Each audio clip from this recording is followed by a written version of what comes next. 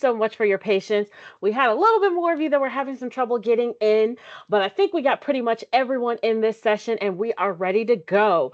Welcome to Savannah State University, everyone, and congratulations. Even though you couldn't join us here in the city of Savannah, I'm so glad that we are able to offer this session to you virtually so that you still get all of that vital information that you will need in order to help transition you to Savannah State University. My name is Erica Bond. I'm a 2014 graduate of Savannah State. I'm from Indianapolis, Indiana, and I am currently the program coordinator for the Office of Admissions. And I'd like to welcome all of you today and thank you so much for your time and commitment to getting ready for your first semester here at the University by the Sea. A little bit of information, and then I will turn it over to Mr. Dossi to bring you a formal greetings. Number one, if you do have any questions, we ask that if you have the ability, so if you're on a laptop or a computer, utilize the Q&A box, which you can find in the upper right corner, right to the left of people, to be able to drop your questions that you have while we are going through our sessions. You can also utilize the chat feature as well. Do know that sometimes, especially when we get to our financial aid and bursar session, that some of your questions might be a little bit more tailored to you specifically. So we may not be able to answer them publicly, audibly, but do know that we're possibly DMing you directly answering your questions. So some of your questions may be either answered verbally or they might be answered directly in the chat to yourself directly. That's number one. Number two, as far as the agenda today, we are going to be hearing from Housing and Residence Life, IT Services. Our registrar's office will be speaking about their services as well as the FERPA. And we will also be having representatives from dining services. We'll take a little break where you can just listen during our student life session. The financial aid and bursars office is going to do a dual session. Then the Center for Student Success and Retention is going to have a session. And then last but not least, you guys are going to meet your academic advisor at the end of the day today when we are all said and done with the sessions. So again, I hope you guys are ready to rock. And I would now like to turn it over to Brian Dossi, the Director of Admissions.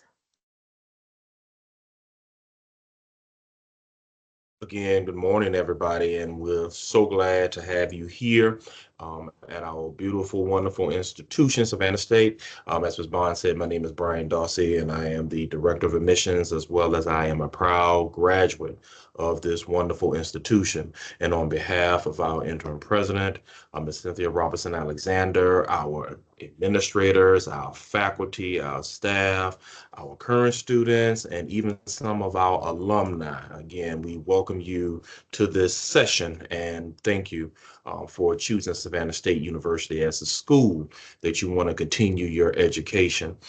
This year, we're going into our 134th year of existence. So since 1890, this institution has been instrumental, in shaping, educating, and launching the path of several individuals just like yourselves. We've educated folks not only just in this great state of Georgia, but abroad. We have the designation of being the oldest public historically Black college and university in the state of Georgia, as well as we are the oldest institution of higher education here in the city of Savannah.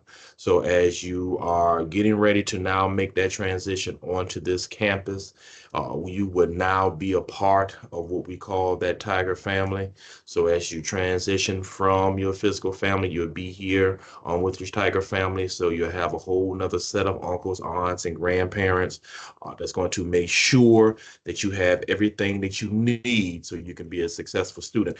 First, for all of our students, I know we got some that are transfer, as well as we got some that are freshmen. For our freshman students who are coming right out of high school, we want to first tell you congratulations. Definitely congratulations on achieving that major milestone in graduating from high school. There's so many people who started with you ninth grade year and didn't finish, and we want to congratulate you on that. And not only congratulating you on that milestone, but you did it during a pandemic, which a lot of folks couldn't do, and you did that. So we definitely want to congratulate you on doing that. So just doing that and navigating through that space is a testament of what we know that you would do here at this institution. A couple of things we shared with you, and we'll turn it back over to Ms. Bond. One, we want to make sure that you pack a little patience on today. As it was said, there's going to be a lot of information that's going to be thrown at you. And some of that information, it may seem or may feel overwhelming, but I want you to know that you got this. So don't let the information overwhelm you. Don't let the information take you over. It's a lot that's going to be given to you. But again, it's going to help you get that business taken care of. So when it's time for you to either move in, if you're going to be staying on campus or attending classes on the 19th of August, then you will be prepared.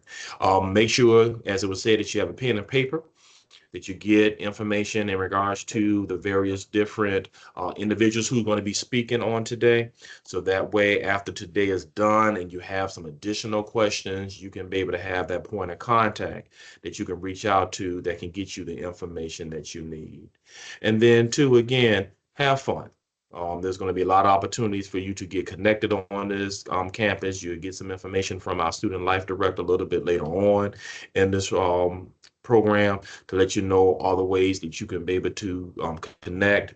But then again, all this is done with you in mind. Here at Savannah State, we have a phrase and a motto that we all ascribe to and believe in, which is you can get anywhere from here. But the operative word in that statement is you. Is what you do with this experience. Look at it like a bank account. You can't take no more out of this experience that you put in. If you put nothing into it, can't take anything out of it. But I assure you, if you put your all into it, you're going to be amazed as to what you can receive from here. I want you all to know that every last one of you on this call, you are capable of doing amazing things. And I want you to know it. I want you to receive it. I want you to believe it. And I want you to own it. So I know I'm going to talk a little bit about opportunities that you can be able to interact with us. I know they have a chat feature in here. So when you get an opportunity, we want to do a little bit of a roll call to see who all is here. So when Ms. Bond show you that information in regards to the chat, drop a little note in there to let us know where you're from and what area of either the state or the United States or even outside the country that you are representing, because now you are a part of this family. So glad to be one of your campus uncles that'll be looking out for you on this campus. And if there's anything that we can be able to do for you to make that transition more seamless, then definitely let us know. Again, we are so glad to have you, so glad that you have selected Savannah State to continue on with your education, and we can't wait to see you graduate in either 3 or 4 years, and we'll be right out there at that stadium rooting and cheering you on as you leave this place and make an impact in whatever field that you want to go into. So again, welcome.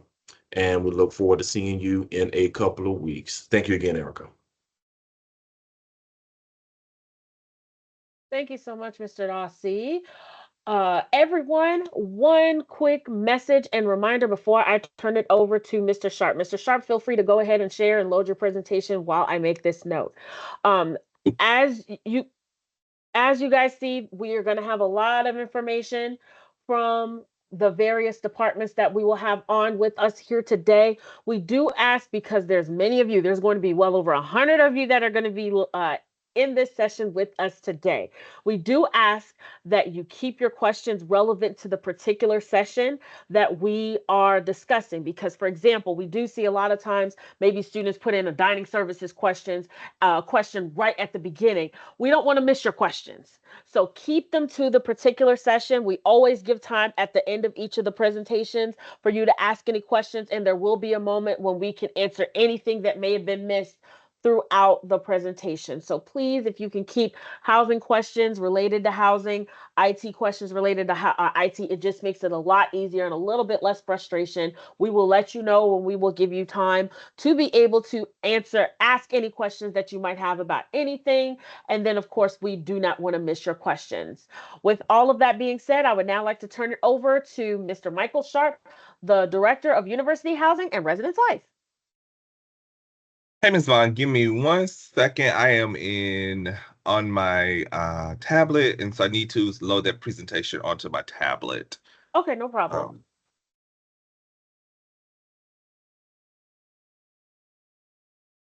again, Ms. Vaughn, while we're doing that, if you have access to the chat feature, let's do a quick little roll call. Put it in your chat where you're from.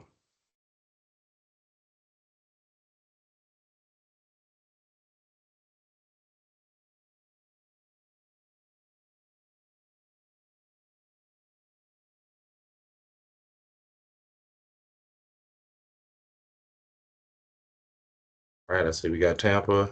All right, I see we got Atlanta, Savannah. Ah, local. Definitely love it. Got Warner Robins, got the DMV. Oh, Vegas. Okay. Okay. Jacksonville, Columbus, Savannah. Oh, Kentucky. All right. Okay. Ah, St. Croix, Virgin Islands. See, I knew we are gonna have some folks internationally. That's gonna be in here. Great, great. I love it. Love to see it. Love to see it. See Sarasota, Warner Robins, Pensacola, Covington, Miami, Carrollton. Ah, South Bend, Indiana. They go Indiana. Erica, Valdosta, Fort Lauderdale, Hepzibah. Ah, Birmingham, Alabama. Great. Atlanta. Ah, okay, see, we got Memphis. Perfect. Mr. Dossi, since we do have you and we do have a number of students that are chiming in from the bordering states, could you give a little bit of clarification? Because we always get questions about the bordering state waiver and what the process is if they've already submitted the border state waiver but haven't heard anything. Yeah, so I know I've gotten everything caught up until about the early part of this week. So with that border waiver, if you're from those bordering states, so that's Alabama, Florida, South Carolina, North Carolina, and Tennessee, then there should have been an email that you would have gotten saying that you're eligible for that waiver. It would take you to the link to our waiver form. So with that, and I think that's waiver number 10, which is the border state waiver. It is a PDF fillable form. So you just fill out your information, then you'd attach the documentation. Now there is 2 or 4 pieces of documentation that's on that second page that we would need from your guardian or your parent. And then once that has been submitted, you can upload that to that form. Then we'll get it in an email and we'll take a look at it and we'll process it. If there's any additional information that we need, or if one of the documentation is not one of the suggested documents, then we'll email you back and then let you know. And then if everything is good and you are admitted, then we'll admit it and you approve, then you'll get an email letting you know it's been approved and you can be able to see your bill. Now, I want you to know that once that waiver is onto your account, it's going to adjust your tuition. So your bill in regards to your tuition and fees, that will be adjusted to the in-state rate. It will not adjust the cost of attendance that financial aid uses to put together your award, because we have a lot of students saying that, hey, my cost of attendance is still out of state, and it still will be considered out of state because you're not a Georgia resident. What that border state waiver do will actually make sure that your tuition and fees are reflected of the in-state rate, but it will not make you a resident of the state of Georgia. So just know that, again, it will change the tuition and fees in regards to the bill, but as it relates to the cost of attendance for financial aid purposes, it will not adjust that to the in-state rate because you're not an actual Georgia resident.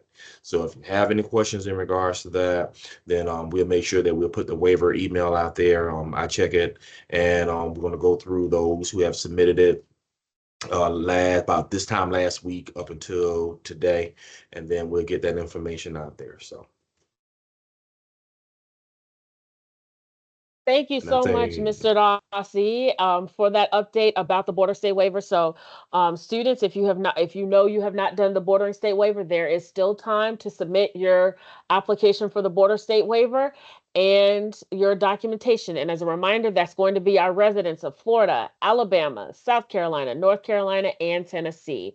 So, thank you, Mr. Dossi, for that update. Shout out to Richard my Indiana family, please make sure you stop by my office in Hill Hall, and just so I can have a quick hello. I always love seeing people from the Midwest and people from Indiana specifically. So please make sure you do come by and say hi so that I can have a name to a face, so I know that we are represented here, because obviously, being down here in Georgia, it's very new. So I'll be more than happy to meet you. I'll be happy to meet any of you that want to stop by and meet me in the office.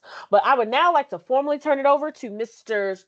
Michael Sharp, Director of Housing and Residence Life. Thank you, Ms. Vaughn. Can you see my presentation? Yes, we can. Okay, thank you. Having technical difficulties as well. Good morning, Tiger Cubs. And on behalf of University Housing and Residence Live, I welcome you to Savannah State University. My name is Michael Sharp. Everyone just calls me Sharp, which is by my last name. So typically what I like to do, my presentation will kind of go a little swiftly, because by now you should have received all information as it pertains to housing. And I also like to use this time to answer any questions that you all may have while this time is totally dedicated to you all. So as Ms. Bond and Mr. Dodzy said, please make sure that you have pen and paper or pencil and paper or your notes handy, and so that you can take notes and also ask any outstanding questions that you may have as I conclude my presentation.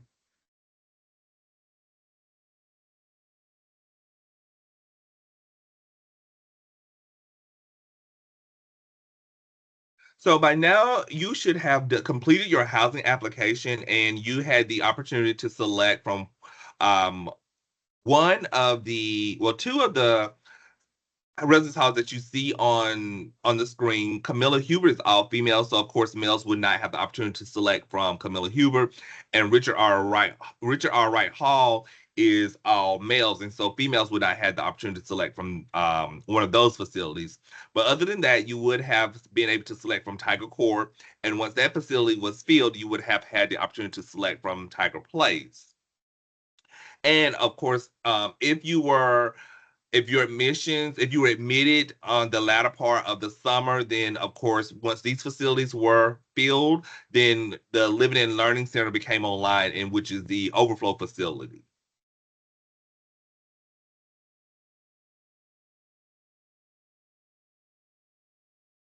So on your screen, you will see a decorated room of Tiger Court, Tiger Place, Camilla Hubert, and Wright Hall. Please keep in mind that if you are in Tiger Court, Tiger Place, Camilla Hubert, or Wright Hall, that you have the same setup as the other facilities. So Tiger Court has the same floor plan as Tiger Place, as Camilla and Wright Hall. So those are the 2-bedroom semi-private suites. And so there's an A and a B side with a privacy wall that separates those sides. Each side has a twin size extra long bed with the 2 sinks. Each student has their medicine cabinet, their cabinets up under the sink, and then there's a water closet that has the shower and the toilet. As you're preparing to arrive in August, please make sure that when you're purchasing your linen, that you are purchasing twin size extra long. If you get the regular twin size linen, then the mattress cover will be difficult to put on the mattress. So you want to make sure that you are purchasing the twin size extra long.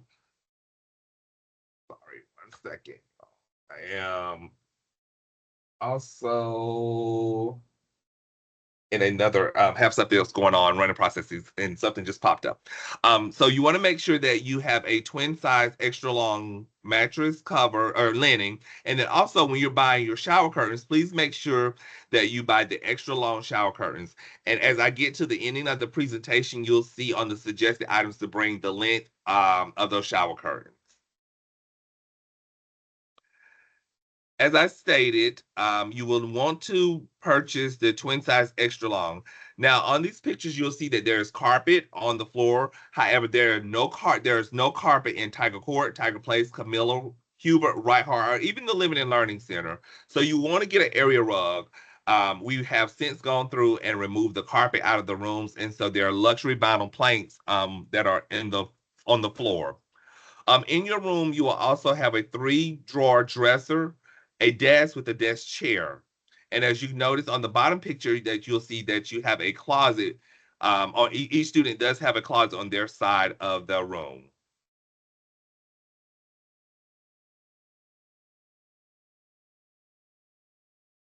If we have any transfers that are on the call, University Commons and University Village are our upper class residential facilities. Now, at the moment, I do not have any of those facilities available. And so for the true incoming Tiger Cubs that has never been to a university before, you all will have the opportunity to apply for these residential facilities for the 25-26 academic year. So the University Commons is our townhome style facility, which means that your kitchen, your living room is downstairs, but your bedroom and your bathroom are upstairs.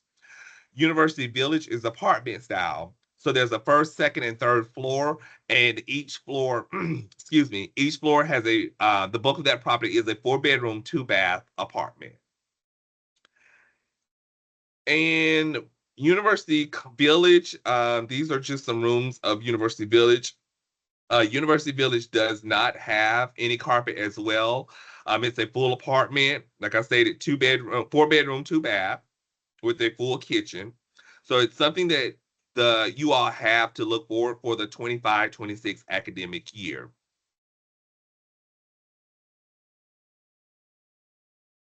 And University Commons has various floor plans. There are 2-bedroom, 1-bath, 2-bedroom, 2-bath, 3-bedroom, 2-bath, and 4-bedroom, 2-bath. And these are just some pictures of how some of the residents have decorated their rooms. Please note that, excuse me, the wallpaper that is on the walls, it is allowable as long as the peel and stick that it does not pull off the paint. If it does pull off the paint, then you will be charged. And this is only for the apartment style. You cannot put this up in your traditional residential facility.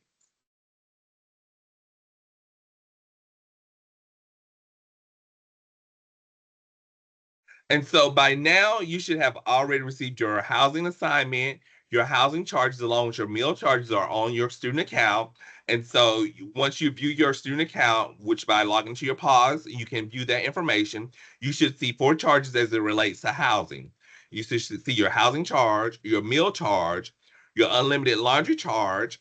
That means you don't have to get quarters or anything to do laundry, and your mailbox rental fee. So when you're receiving mail, you do have a personal post office box here on campus that you'll be able to receive mail to.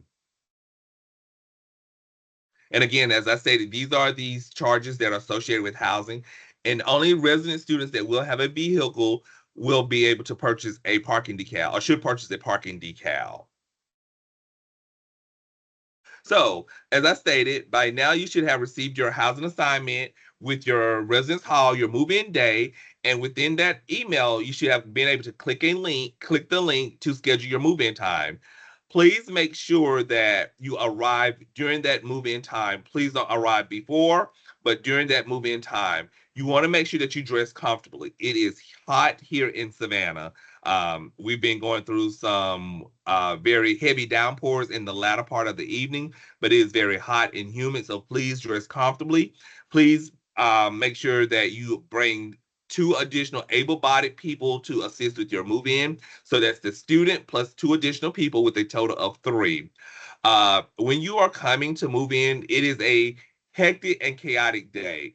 We ask that you leave all fur babies at home for move-in. I know that most people who have fur babies, they like to travel with their fur babies, but during move-in and on our campus, we do ask that you leave the fur babies at home and do not bring them on campus to us during that day.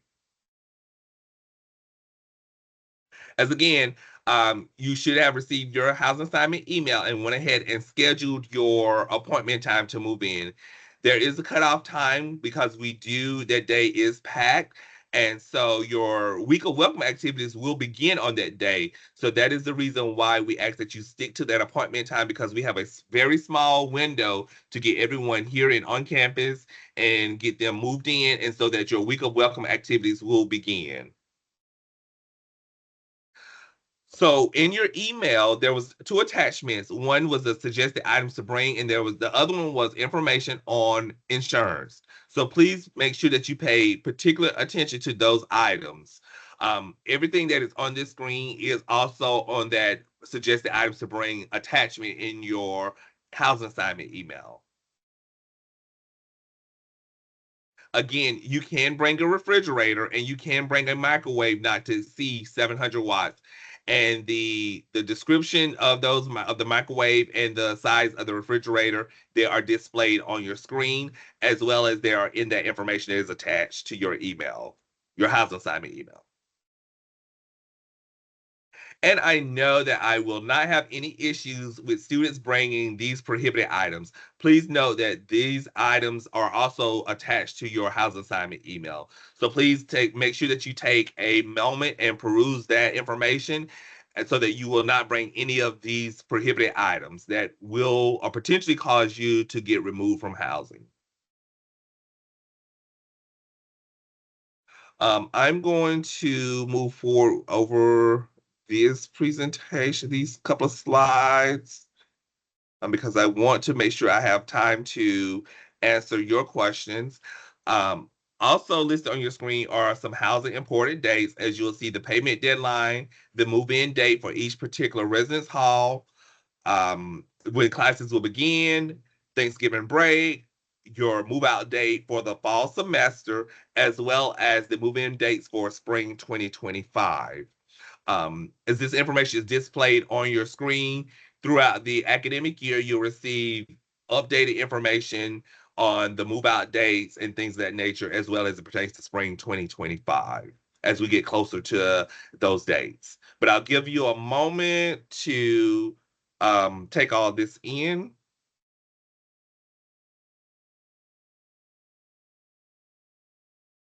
And my contact information is on the screen, housing@savannahstate.edu, as well as my telephone number. But I also like to tell students I also keep one screen up with email. So email is the best way to get in contact with me. And I'm going to stop sharing my screen so I can see if I have any questions that are in the Q&A or the chat box. Yes, we have questions in both. Mr. Sharp, if you could read the question so everyone knows what you are answering as you go. We have three. We have three in the Q&A, and the rest are in the chat. Okay. So is how I'm going to start with the Q&A and then I'll move over to the chat. Is housing still available for freshmen? I am just returning to the office, and so just going through and cleaning up everything, but I still do have housing for incoming students. So even though you may log in and you do not see anything, just give me about a day or so to kind of clean up everything, and then that will be displayed. Can I remove the dressers for more space? Unfortunately, you cannot remove the furniture, but the beds are adjustable. So what most students do will move the dresser underneath the bed to allow more space. And how many There was a. roommates? Yo, I'm sorry. You got it. Never mind. I Oh, apologize. how are roommates assigned? So the way that roommates are assigned is that once you log into the housing portal and you select your room, then you just select each room that you want to go to. The only way that I utilize the questions that are the personal questions that you answer during your initial application is if I do a room change. So if two people know they want to be in the same room, then they have to select the same room, same residence hall, and the same room number. Right now, if you want to be roommates with someone, you have to be in the same residence hall. And I will be able to see what I can do to accommodate the roommate request. Please note that that is only a request. I cannot guarantee you that I will be able to honor those requests once I receive them. And now I'm going to move over to the chat. While And I we are on speaking about roommates, it might be helpful to remind that you want to make sure you understand who you're going to be requesting the room with. Of course. So as Ms. Bond stated, I do go into the spiel when we have in-person orientation is be careful of who you are wanting to and requesting to be roommates with. I've had to separate twins, cousins, family members, etc. I always say if you have friends and you want to remain friends, it is best not to room with your friends. Okay, so let's get to some of the questions.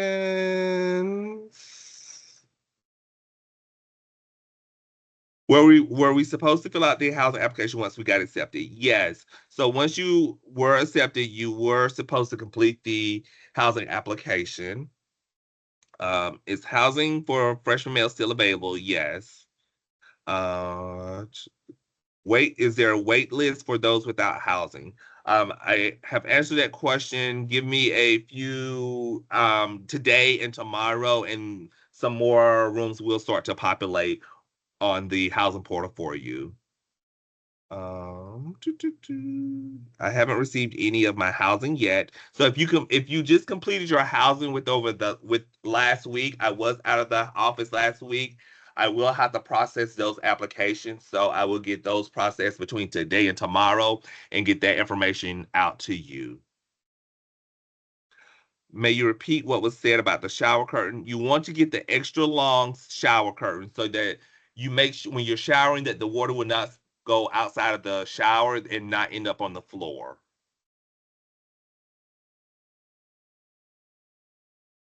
I recently just became a freshman at SSU, and there is currently no housing for me to apply. So like I stated, just give me today and tomorrow to kind of clean up everything, and more information will be out there for more spaces should be out there for you to select. Can we change from Camilla to Camilla from Tiger Court? Unfortunately, not right now. Camilla Huber is filled as well. Each residence hall does have RAs. We do call our RAs community assistants, so they're CAs. So you will have community assistants in your residential facility. The information for the Living and Learning Center, I will go over the information before I drop off the call. And so I'm just going to monitor my time as well. Would I be able to change house assignments after the semester? So we do have a room change time period.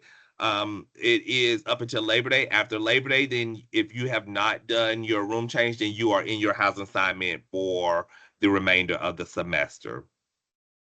And yes, you can bring your any storage that you may need for your residence hall, for your room. Should we bring hangers? Yes, all accessories you would need to bring. We do not provide clothes hangers for students.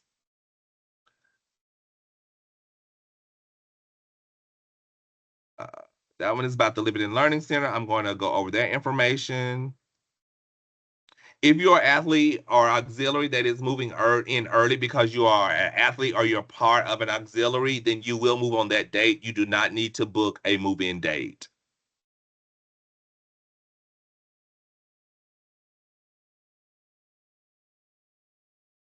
So during fall and spring, are we allowed to leave our stuff during breaks?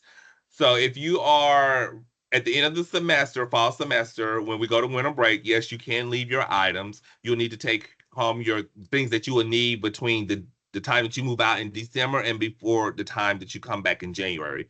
During spring break, you are allowed to leave your stuff. Do both roommates have to have shower curtains? So what I suggest is that yes, both roommates should bring their shower curtains.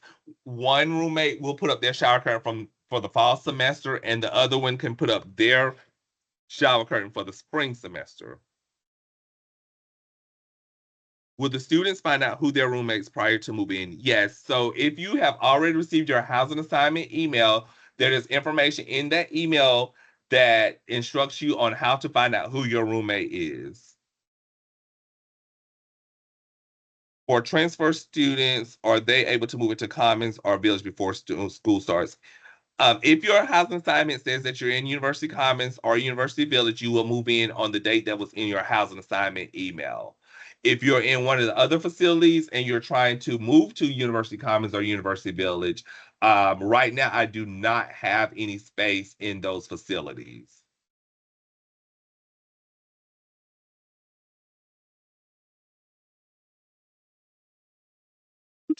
I'm a transfer. Are there any off-campus housing where you do not have to pay water bills and things of that nature? Unfortunately, I only handle, well, not unfortunately, fortunately, I only handle housing that is on campus. If you are living off campus, I'm pretty sure you will have to pay water bills and other utilities.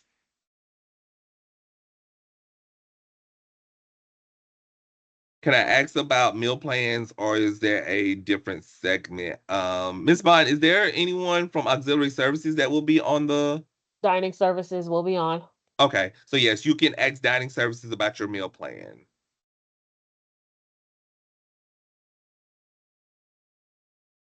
What size curtains are for the semi-private residence halls? We have standard windows, so your standard window curtains is sufficient. Is August 13th the only day we can move in? So if your move-in date states that you move in on August the 13th, yes, that is the date that you move in because your week of welcome will begin on that day. If you receive a date of August the 14th, then that day is the only day that you can move in as your week of welcome activities will begin on that date. When does shipping to student mailbox opens? So you will want to wait until you get to campus and get your PO box so that you can make sure that you receive your items efficiently. You don't want your items to arrive and you don't have a PO box assigned to you. Is the room I have in the fall going to be the same room I have in the spring? Yes. I answered the question about the shower curtain. Can I bring a chair? The chairs is provided for you. So yes, there's a desk chair that is always already provided for you. All right. So let me go over the information about the Living and Learning Center.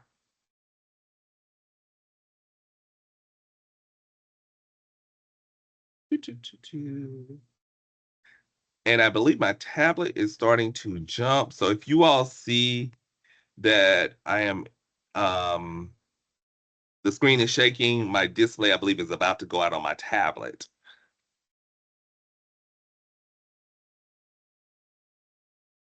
I'm going to try to push through. Okay, I'm going to share my screen.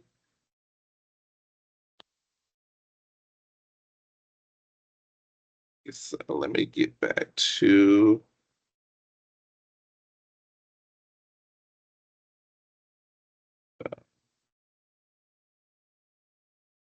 oh, okay. So for the Living and Learning Center, the Freshman Living and Learning Center, there are several unit types. So you have your two-person cluster, which are two private rooms that share a Jack and Jill bathroom. You have a four-person cluster, which are two double rooms that share a Jack and Jill bathroom, and then you have the eight-person cluster, which are three doubles with two singles, and you all share one bathroom.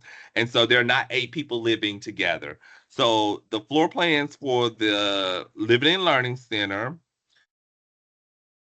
So the first one is the four-person cluster. So as you see, it says private or shared. There are shared, and those are two rooms.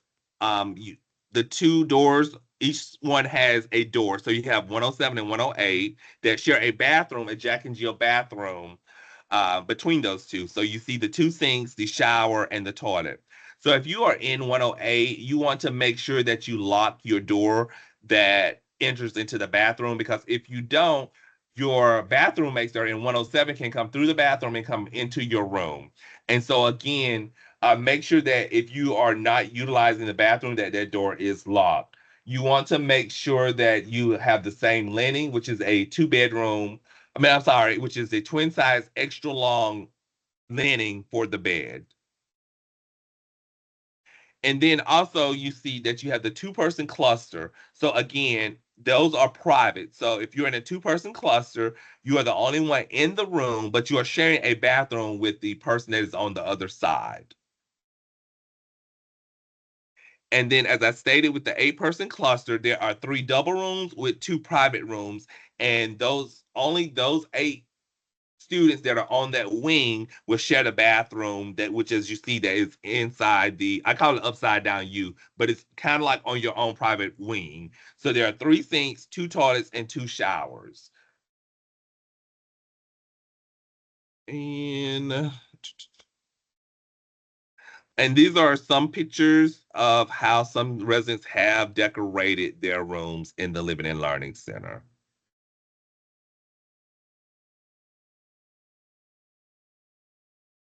And I'm going to stop sharing and pop back over to see if,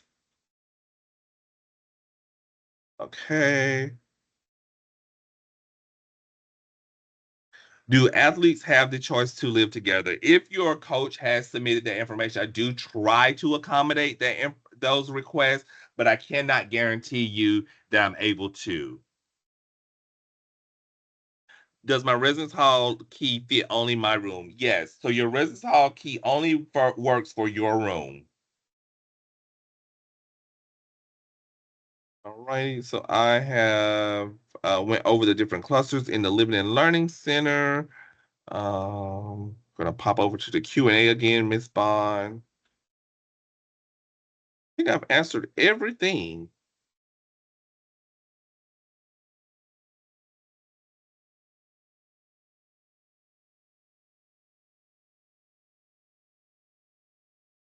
For the 4-person cluster, I won't be in my room extra phase. So the 4-person cluster doubles, the ones that are in the Living and Learning Center, they do not have the privacy wall that the other facilities have. So let me get back over to. And Mr. Sharp, because we have to start our next session, Oh. this will be the last question. Okay. And I was just about to ask, what am I looking at on time? But do not worry, students. He always sticks around and he answers questions in the chat after.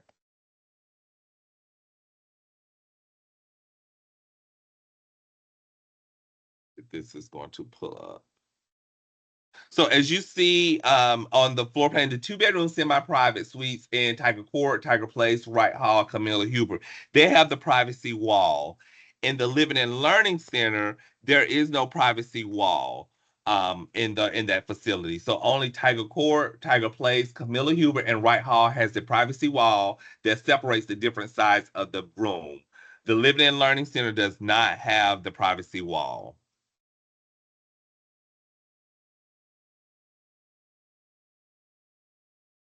All right, Ms. Bond, that is it for me. If you all have any questions, please do not hesitate to send me an email, housing@savannahstate.edu.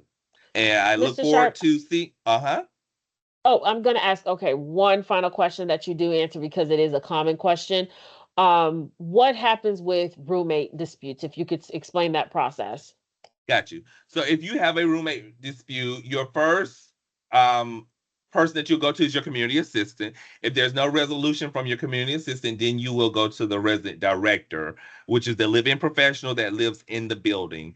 If it has not resolved by then, that is when it comes to me. And I always caution students, please do not let it come to me, because at the more than likely I will separate everyone. Everyone will move, and that will be the end of that.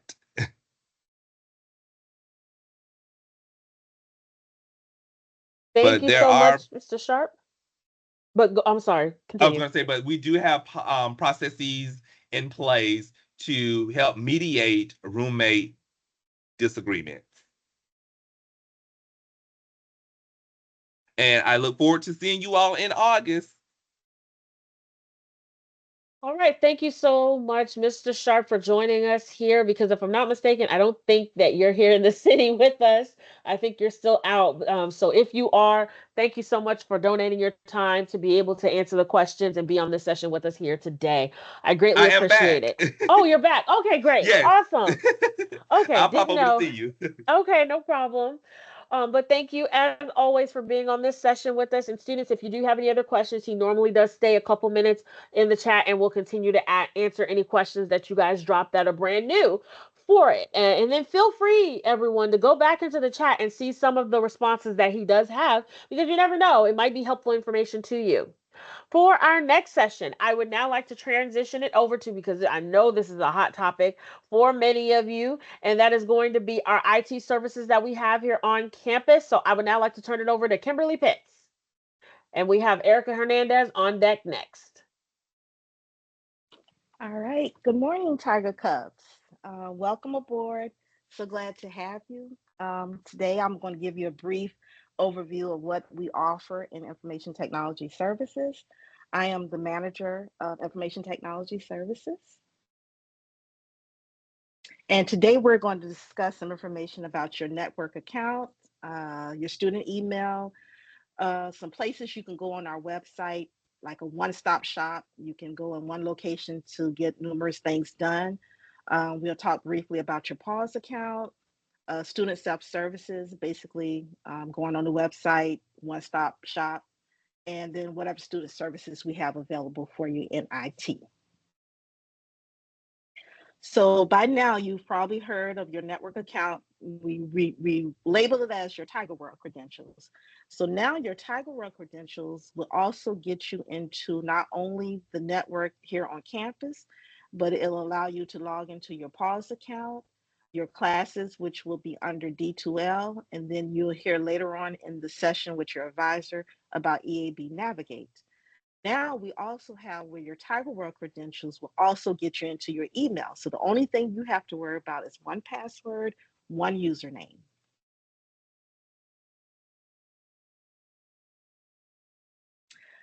Each student will get a Savannah State student email, and it'll be good for while you're here as a student. After you graduate, they'll give you access to about it for 1 year, and then you can move over to an alumni email.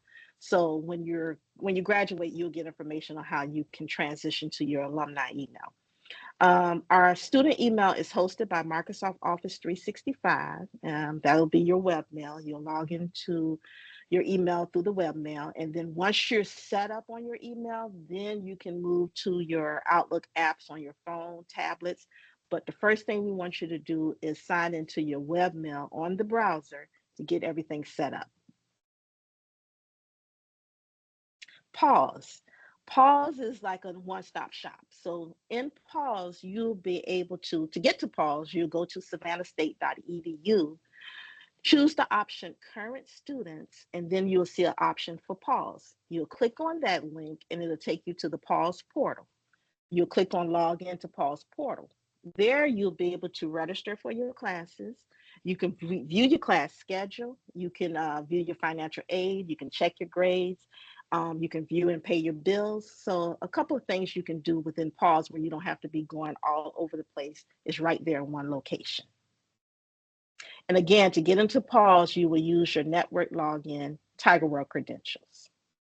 Student self-services. This is where I was telling you about where you can go to one location on our website to get to numerous things that you're going to need while you're here as a student. To get to the student self-service portal, you'll need to go to savannahstate.edu, choose the option current students, and then choose all current student resources. Then you'll see helpful links. This is where you can get to your PAWS, your EAB Navigate. This is also where you can reset your Tiger World credentials. Say, for instance, your account get locked out, our office is closed on the weekend. You'll have the capability of resetting your own login and password to get back into your system. And I'll explain a little bit more before the session is up how to reset your Tiger World credentials. Here you can also register your gaming devices once you're on campus. You can register your smart TV, your PlayStation, different devices you can register on the network.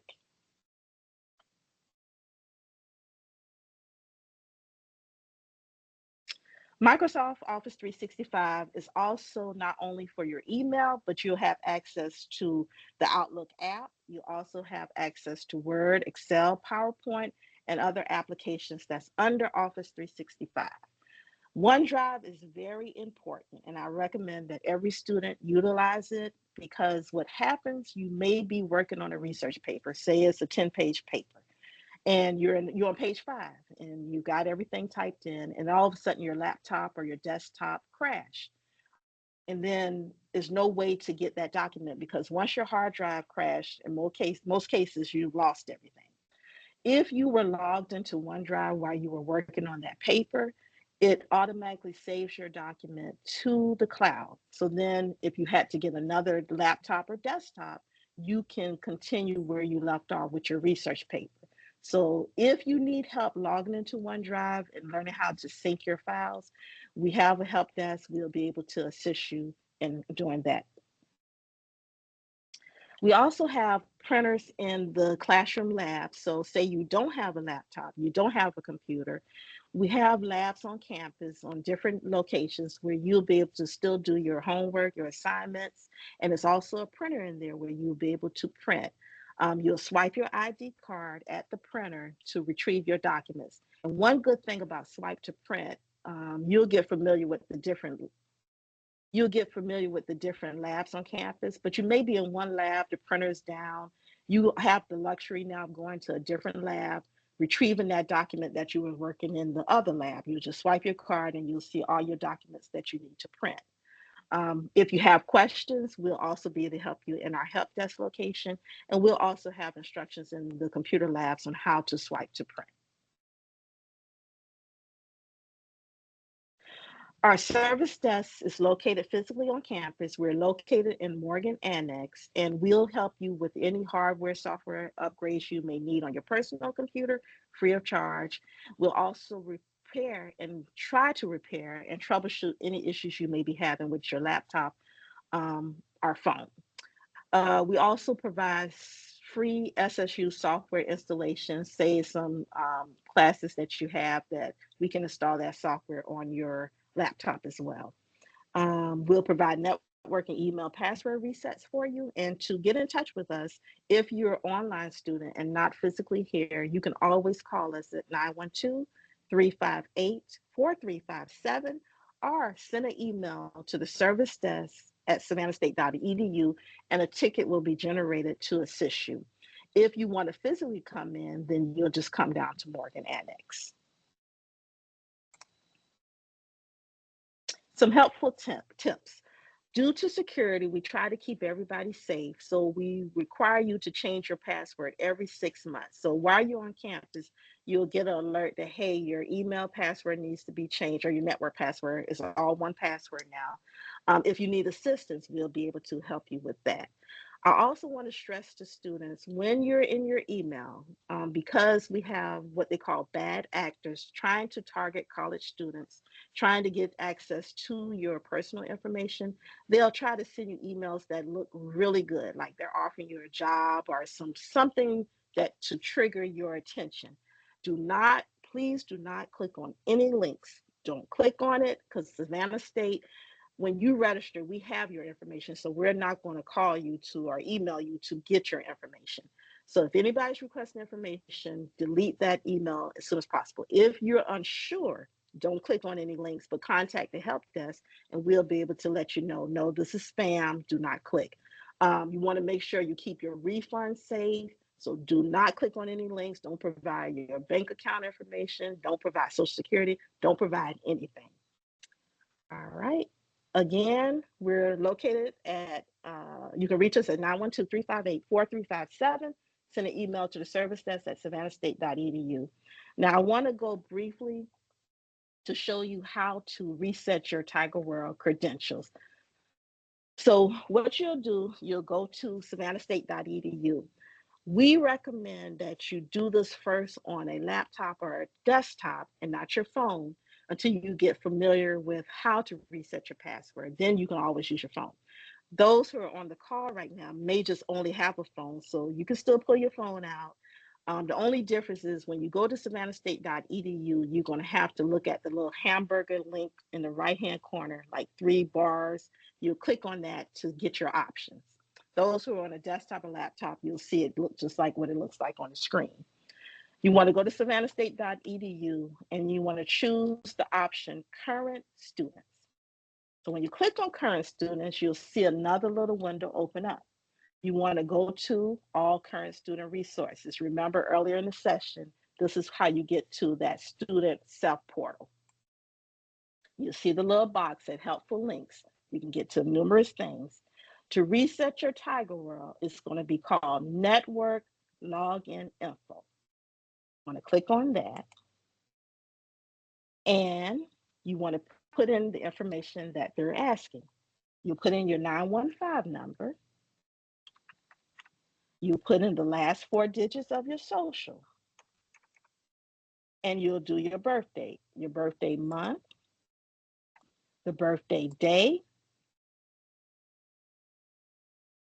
and this time it'll be 4-digit year. Some application we ask for 2-digit year. In this case, we want you to put in the 4 full digits.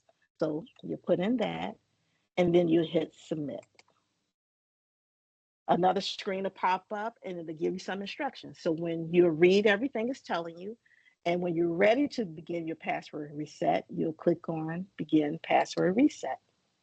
It'll look like the same screen, but it's going to give you a little bit more different information. It's going to tell you, please check your email for the next steps. It'll have the email that is sending it to here. In most cases, it's going to be your personal email. You'll go to your personal emails and just follow those instructions. Basically, in your personal email, it's going to send a little link for you to click, and then it'll give you the actual password. If you're off campus, you won't be able to reset it to anything differently. But if you're a student that's living on campus or here locally, you can always come to a computer on campus, go to the help desk or go to a lab, and then you can reset it to something you would like. You'll do a Control-Alt-Delete. It'll give you the options to change your password to something you may want to change to something more personal.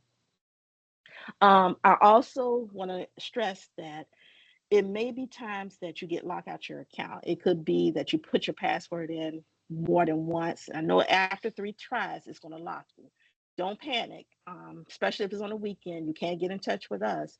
You'll go where I just showed you to unlock your account. Basically, you'll do a reset, and that will get you back into the system. So don't sit there on the weekends. You got a paper due, got some homework done. Go right here to this location, and it'll get you back into your classes and your pause account. All right, Ms. Bond, was it any questions for me?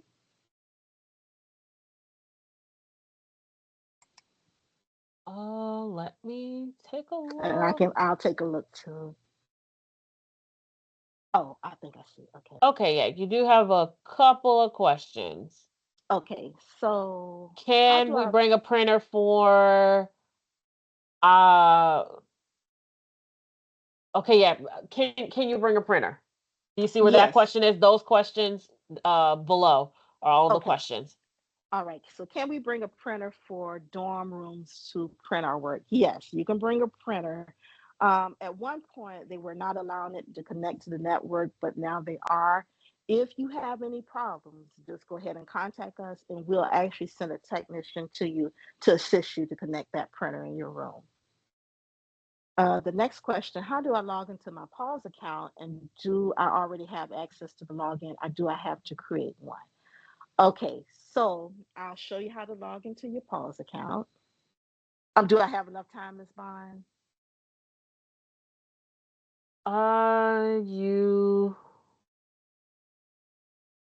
You do, yeah. For this, Okay, yes, with it being virtual, go ahead. okay, all right. All right, so to get to your PAWS account, you want to go back to savannahstate.edu and you want to choose current students. Once you choose current students, you'll see PAWS. Then you'll click on PAWS portal. You'll see this screen come up, and my username automatically pop up our test account. But you'll put your username. Your username will be the first part of your student email. Don't put at student.savannahstate.edu, just put that first part. Once you put your first part in, you'll put in your password and you'll hit continue. Also, we have what we call dual mobile security. So everybody, before you arrive or before you try to log into your PAWS account, make sure you go to either the Apple Store on an iPhone or Android, go to the Play Store and choose the app Duo Mobile. It's going to be white box with green letters inside called Duo, D-U-O. Install that. Once you install it, when you first log into PAWS, it's going to tell you how to set up your Duo. Duo is multi-factor authentication to keep your account secure. So you'll go ahead and put your information in. So I got a Duo that popped up on my phone for me to enter it in.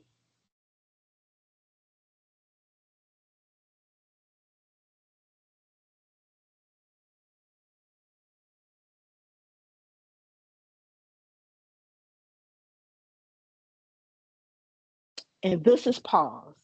So pause will let you get into your student portal, registration, degree works. So I'm hoping I answer your question. But if you still have trouble, just send me an email at the service desk at savannahstate.edu, and I'll assist you in getting to your pause account. Okay. What is the help desk phone number? Help desk phone number 912-358-4357.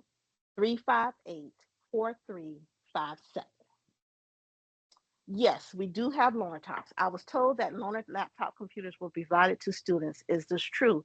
Is yes. What type of computers are these, and will they be maintained by SSU if needed?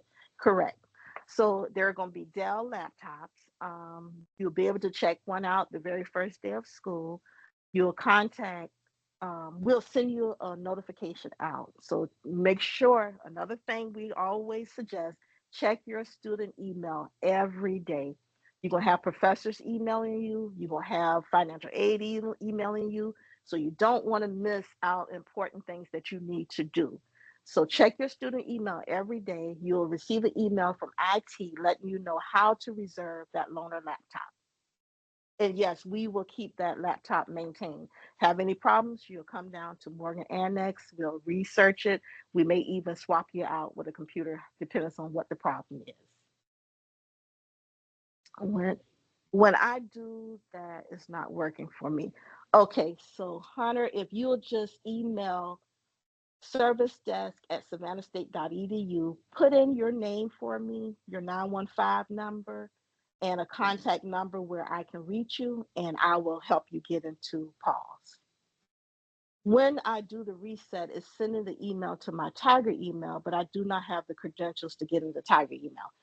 Do the same for me, Tanisha. Go ahead and email service desk at savannahstate.edu, put your contact information in, and I will assist you getting into your email.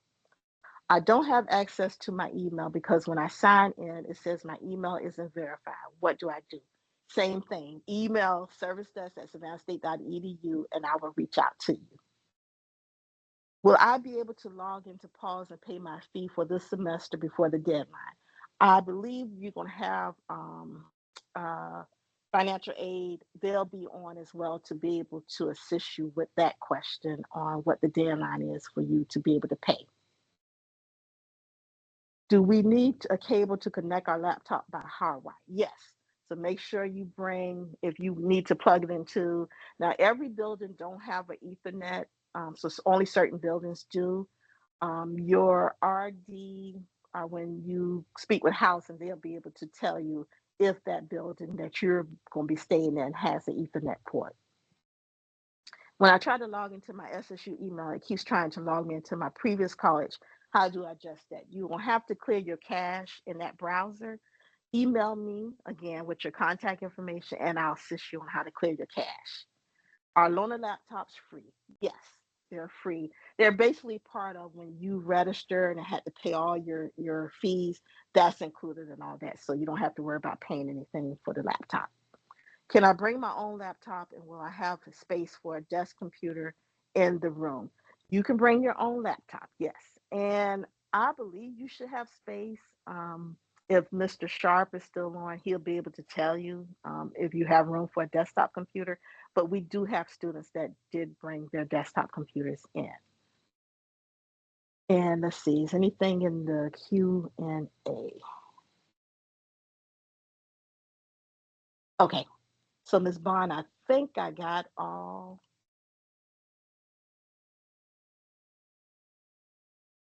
And somebody just responded about having space if you don't want a TV in the chat.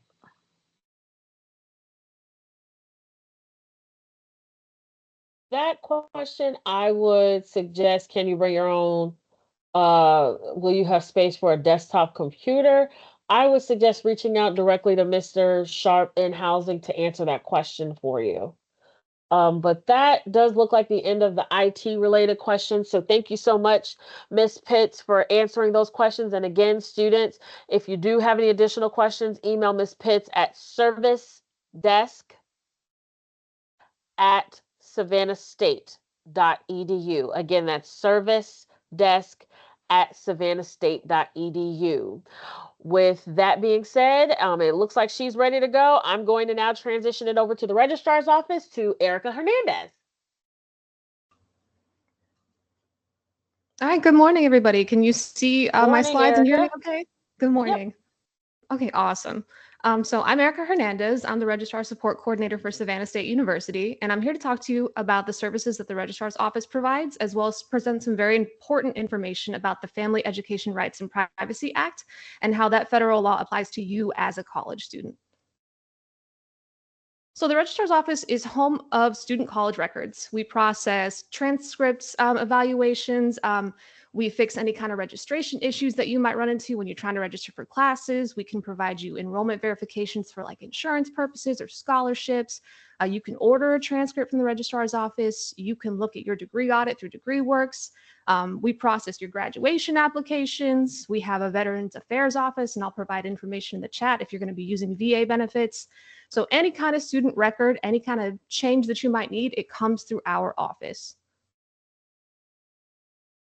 So on our page, you can find important information such as the academic calendar. Our live course schedules are located there on our page, information about graduation. But most importantly, you can find our forms page. And I'm going to put this link in the chat.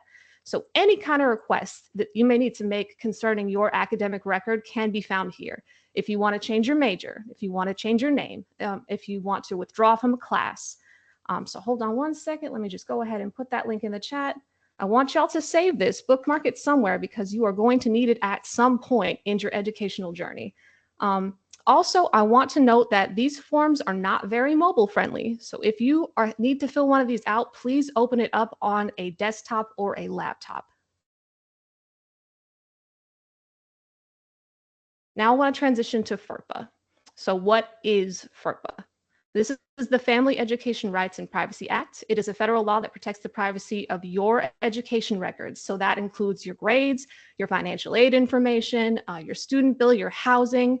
FERPA essentially says to us, the educational institution, that we cannot release any information about you, the student, to anyone that you do not explicitly give us permission to release that information to.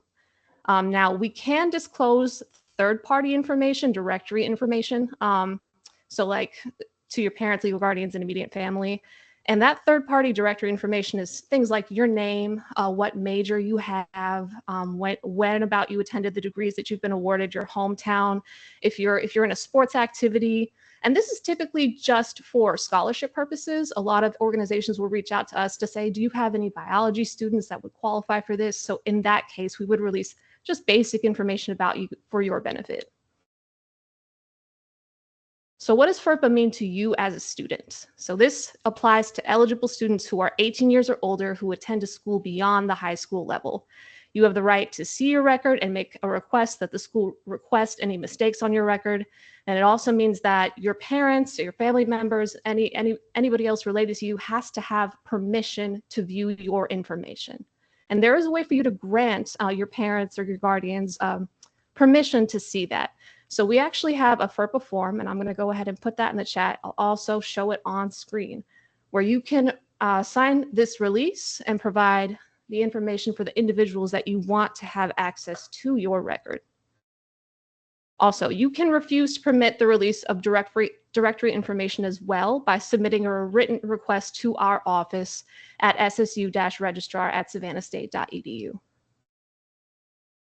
So this is what the FERPA release looks like on screen. You're going to log into it with the same login that you used to log into PAWS.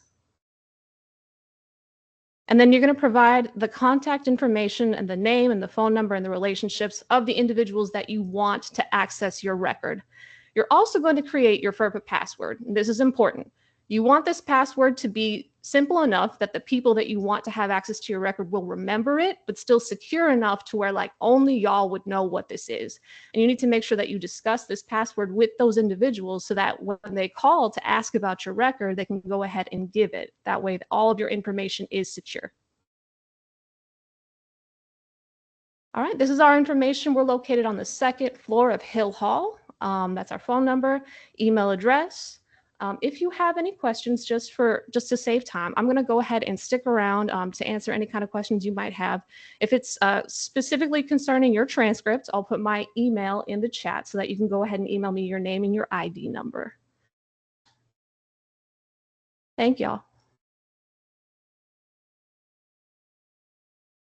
Thank you so much, Erica. I didn't see any questions for you, but as she stated, everyone, she is going to stay around to answer any questions that you guys might have about registrar's office, their services, or even a little bit more specifics in when it comes to FERPA. Because students, please know that it is very important. If you know that you are going to have someone that might be calling or emailing after classes start, or even as we are doing move-in, that will be advocating for you, maybe calling financial aid, maybe calling the bursar's office. It is imperative that you complete the FERPA release form so that those designated individuals are on your form so that there are no issues when they call and they ask to speak about your specific record. So we did pin in the chat, I pinned it in the chat, the link to the registrar's page to their forms. It is FERPA, F-E-R-P-A, and that could be any designated individual.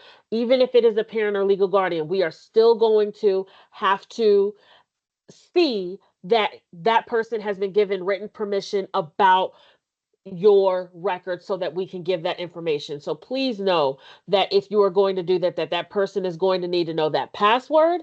They are also going to need to know your 915 student ID number and be listed on your FERPA release information.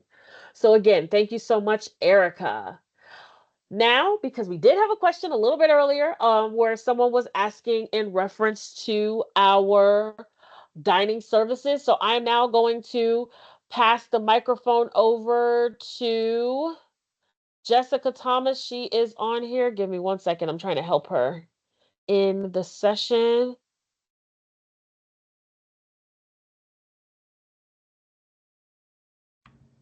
There she is. Jessica, I can hear you now. Hello? Yes, Jessica. How are you? Fine.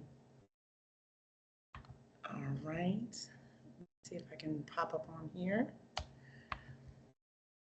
and share my screen.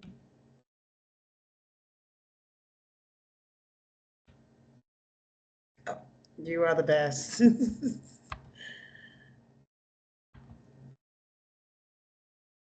Well, you can't see me, but I wanted.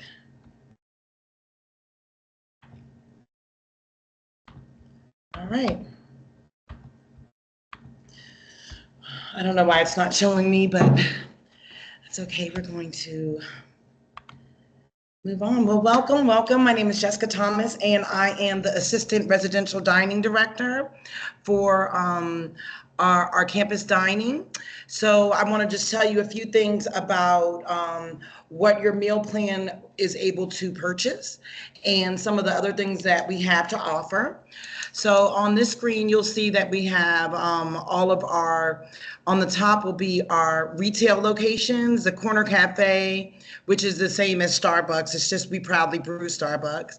Shalaka, which is like a Tex-Mex Mexican, similar to like Chipotle. You have Chick-fil-A and Substand.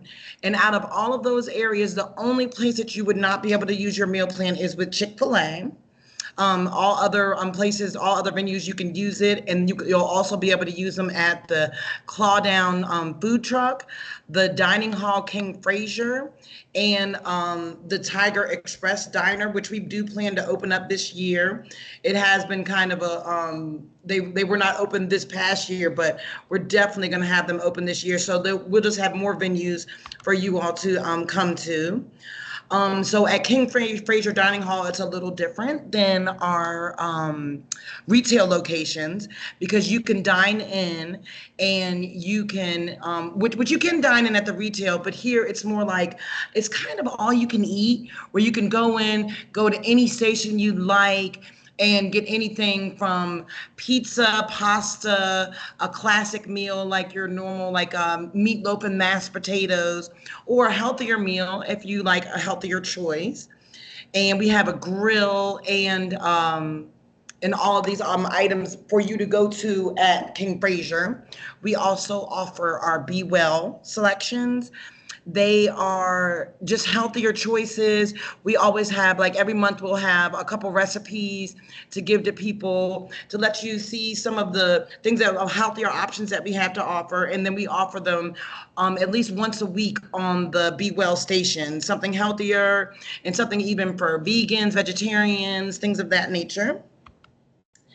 And So Good is another program just highlighting the seasonal items each month that are both good for you and good for the planet. And these are some of the things that we have done in the past.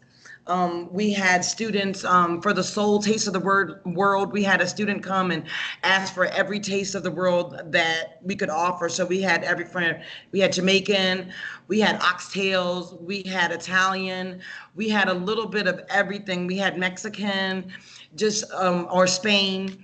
And just showing you the things that we can do. And we work with the students when they want to do something special for some of their events, or for we definitely try to help you all to do that and to definitely enjoy the dining hall. We also offer special events, like sometimes we'll have free donuts, Euro Day, a special seafood bash, which was a hit. I think we had snow crab legs, shrimp. I mean, just the works.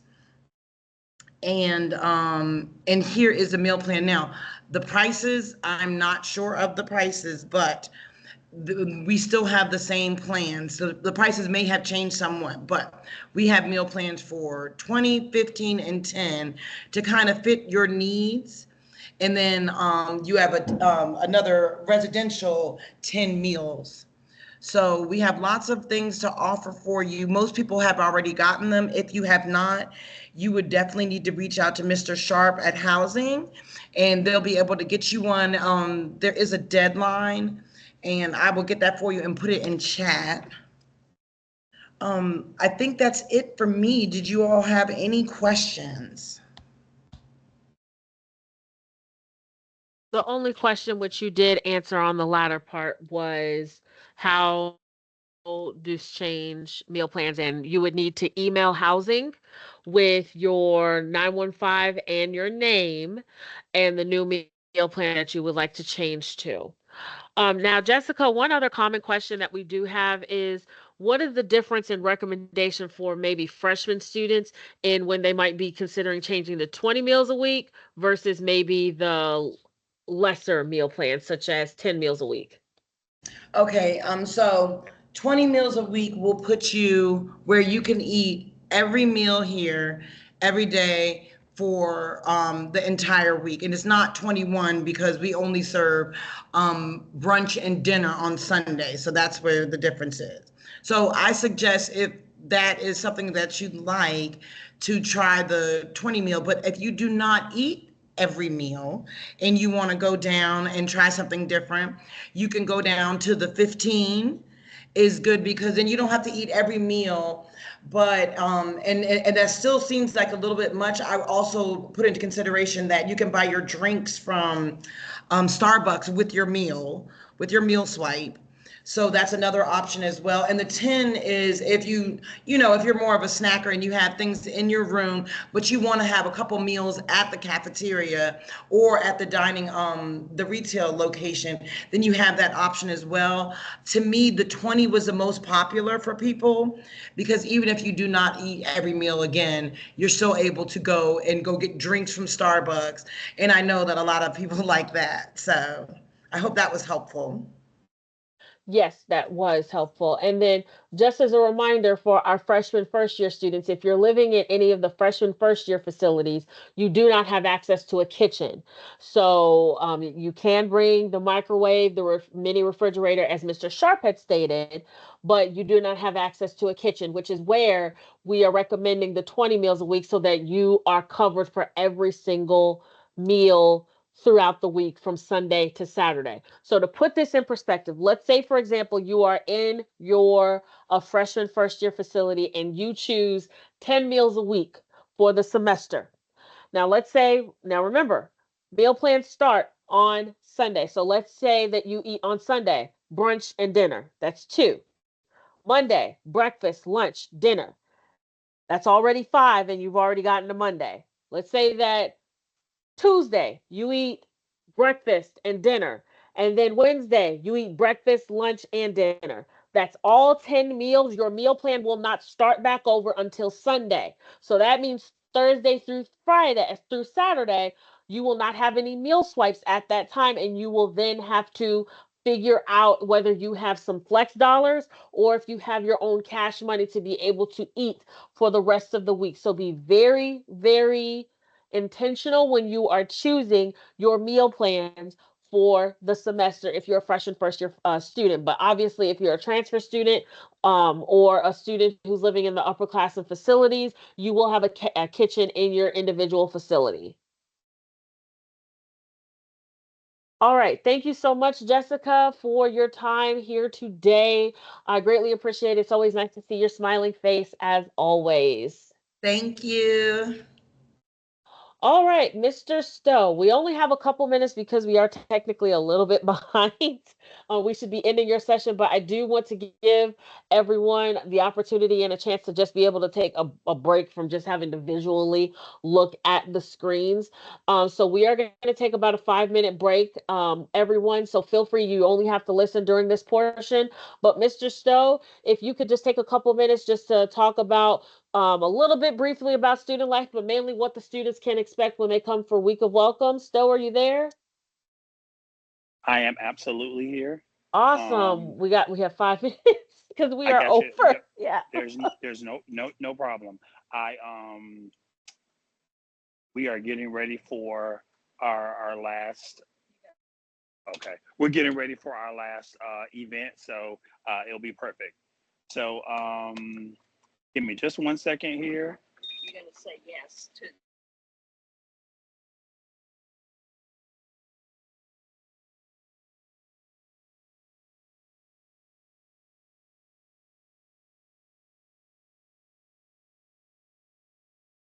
Sorry for that, you all.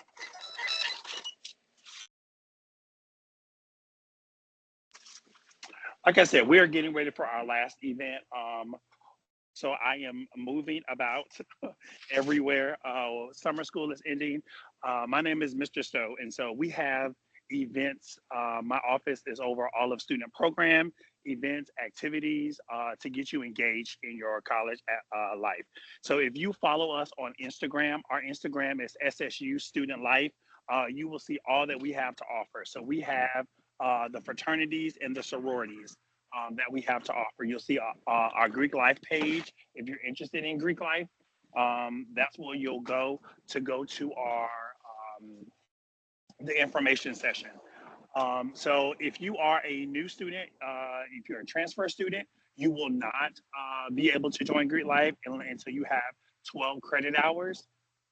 But if you are a freshman, you won't be able to join until you have your 30 hours. And so everybody has to have a total of 30 hours. But if you're a transfer and you already have 30 hours, you still have to have 12 Savannah State credit hours, along with some other requirements like a GPA of a 2.75, some community service. But we have all our fraternities and sororities on campus. If you go to this, which is called The Gist, it's going to give you all the information that you need to know about becoming a Greek Life member on Savannah State's campus. Major things that happen on campus, of course, are homecoming. Homecoming is October 26th this year. So we have a lot in store for you. We're excited. We haven't named the artists that are coming, but last year, I know we had Vicky Lowe. We had, God, these people slipped my mind. I want to say, do you remember who it was, Young Nudie. Erica? I know you had Young Nudie. Nudie 1 year, Gunna 1 year. So we typically try to get somebody who you all like. So that's to come in October. That's maybe our kickoff party. We have all kind of things. We had a fireworks show last year. We had a step show. We had a bonfire with food trucks, silent headphone party, just a lot of activities. While we're talking about activities, you'll get a glimpse of some of those activities during Welcome Week. So everybody's Welcome Week, I will be sending out your Welcome Week information on next week. everybody, your welcome week begins when you move in. And then for my commuter students, you will start on the 13th. So if you move in on the 13th, that's when your welcome week starts. If you move in on the 14th, that's when your welcome week starts. So we scatter the days just because move in, but your welcome week will start those days. Welcome week is only for our students. You'll get engaged. We'll have talent shows. We'll have parties. You'll get a chance to meet your deans, go on your campus tour. It's all to get you acclimated to campus. Get your student ID if you don't have those. All the business work that you need to get done before the first day of class, and then we kind of kick back and have some fun too. So you'll see all of that information in your welcome week flyer. Please do not try to come on the 18th, the day before classes start, because you'll be lost. And then on Monday, the 19th, you'll be like, well, I don't know where to go. I don't know anybody. And this is not, come to welcome week and that'll get you engaged. We have a lot of fun, as you can see. Just go through the page and you'll see, you'll meet the cheerleaders, you'll meet the band, Mr. and Miss Savannah State. You have the opportunity to run for your freshman class officer. So if you're interested in running for Mr. Freshman or Miss Freshman or freshman class president, all of that information is going to be done at welcome week. So that's just a glimpse of what we have here to offer. We have about 75 clubs and organizations, choirs, band, cheer, dance, modeling, all of it for you. So just be ready to have a good time. I'll end here because I know we're kind of low on time. But if you stay in your room, Tigers, hear me loud. If you stay in your room, you're gonna be bored. You're absolutely gonna be bored. That's here at any college. But if you get out, you getting involved, go outside your limits, get to know people who you don't know. Your college experience is going to be wonderful. Like our admissions director says, your college experience is what you put into it, just like a banking account, he says. If you don't put anything in it, you can't get anything out. So we want you to put all your energy, all your academic values to good work, and then we want you to be engaged and involved in campus activities so you can have a smaller knit family. With that, Erica, I'll end so we can get back on schedule. If there are not any direct questions, I don't know if anybody talked about parking, but yes, freshmen can drive on campus. You just have to get a parking pass. You don't need to drive, but you can drive if you want. We do have a shuttle that runs from 8 to 5 around campus, but if you have to drive, we only have parking for you to park in your residence. We don't have parking for you to park everywhere around campus. So once you park your car, your sticker will just be for your residence halls. You'll park your car there, and then you'll walk or catch the shuttle around campus to go to the cab, to go to class, to go to the union, and things of that nature. But if you need it to get back and forth from home, or you have a off-campus job or something like that, you're more than welcome to have it, just as long as your car is registered.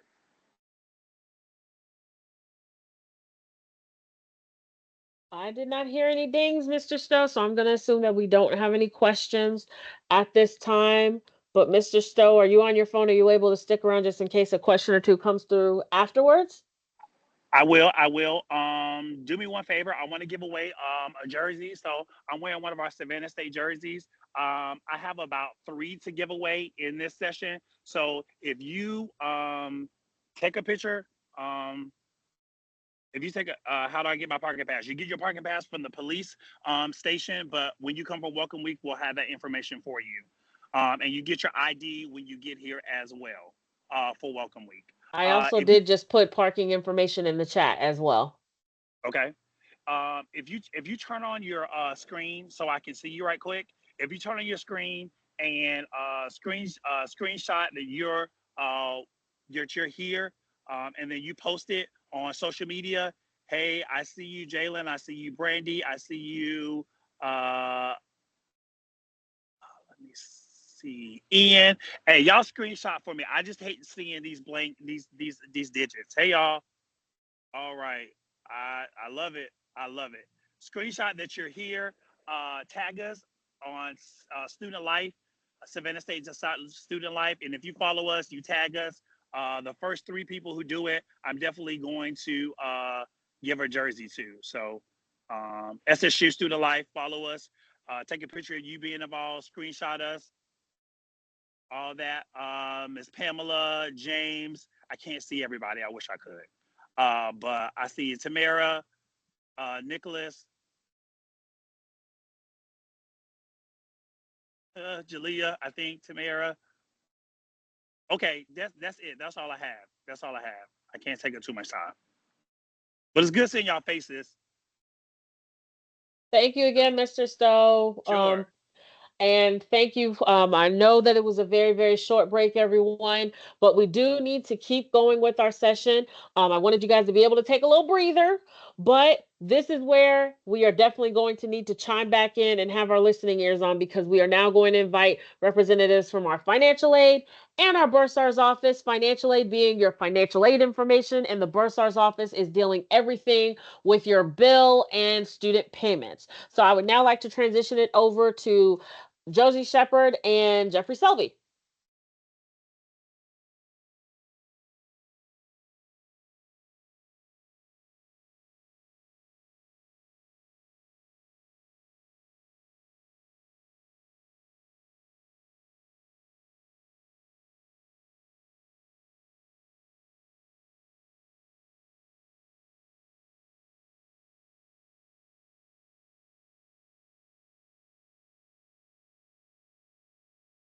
Shepard.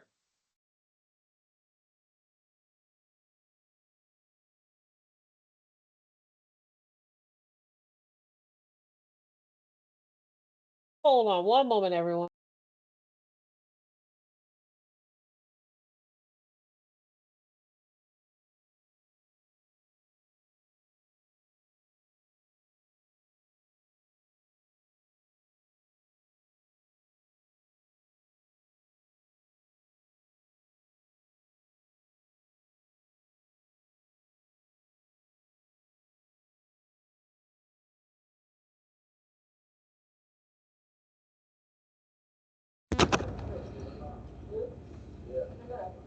Josie? Can you hear me now? Yep. Good. We All can right. hear you now. All right. So great.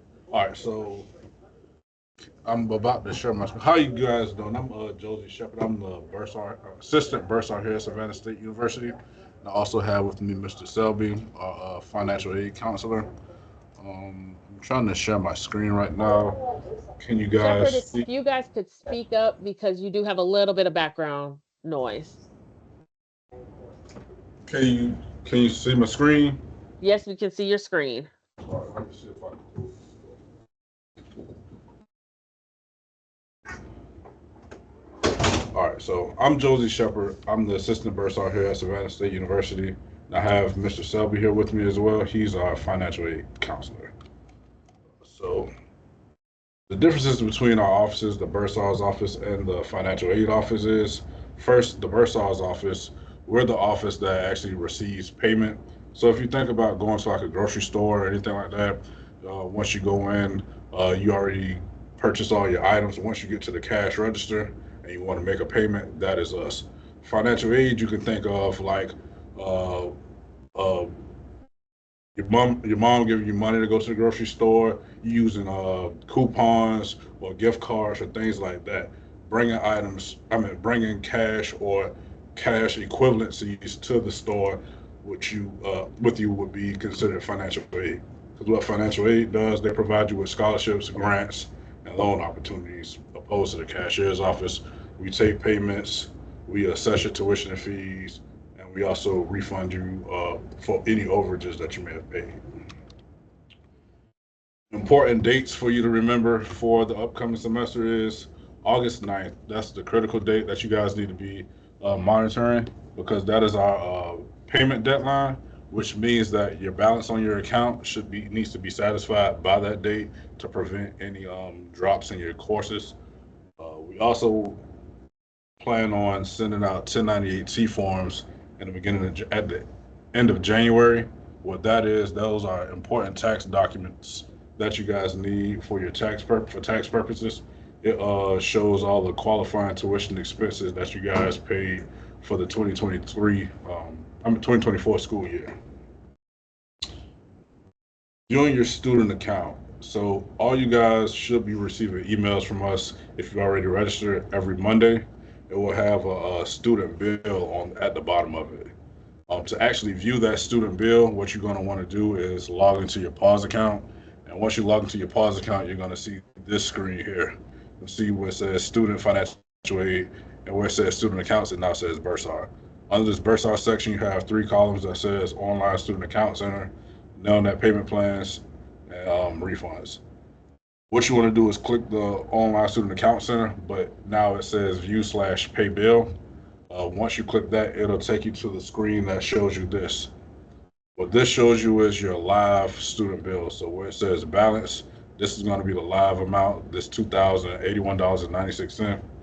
And where you see at the bottom where it says statements, we send these out weekly. So at a specific point in time, this is what your bill was. So in some cases, the balance can be different from the statement because the statement is a snapshot of what your bill was at a specific point in time, opposed to what your balance is currently. Because we could have sent you a bill on Monday for $2,081, and then you could have had a scholarship being applied for $1,000. So now your balance will be $1,081.96. So just keep that in mind. The statements are specific period of time. Balance is real time. In this section, you also can see we have a section for authorized users. What the authorized user link allows you to do is add like your parent or anyone to this account so they have access to see your student bill, make payments on your student bill. Also, if your parent is to do the Parent Plus loan application and they want the refund to be sent to them by direct deposit, they have the option to set up direct deposit for themselves here. You, the student, also have the opportunity to do direct deposit. If you click where it says electronic refunds, from there, it'll take you to another link for you to input your banking information. So in the event that you receive a refund, we won't have to send out a paper check to the address that we have on file. It'll take 2 to 5 days for it to get to your banking institution. Next, the types of payments that we would take at Savannah State University. We take cash, checks, money orders, 529 plans, state prepaid plans such as Florida prepaid, tuition assistance, vouchers from jobs, external scholarships. We also take electronic checks, which is basically an ACH draft, and we also take credit cards online. We also have the Nelnet payment plan option available for students who need an additional option for paying for their tuition. We currently are in the 3-month payment plan, which ends July 25th. So with the payment plan, it allows you to budget up to $5,500. If your balance is above that amount, you will be required to pay that overage in a down payment, along with the 25% down payment of the $5,500. And then the payments will come out of your account automatically from August to October on the 5th of those months. If you miss the July 25th date, it goes to a 2-month payment plan up until August the 23rd, and there's a 50% down payment, and there's also 50% down payment, and the payments will come out in September and October. Are there any questions so far, Ms. Bond?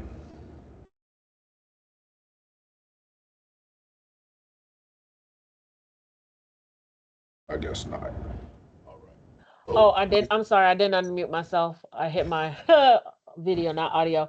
If my account says that I have up to 7,500, how can I get that applied to my account? I'm not understanding the question. So I'm a, yeah, I'm That not. might be a fight. That question is gonna have to be re-asked. Do I email my post 9/11 certification of eligibility to financial aid?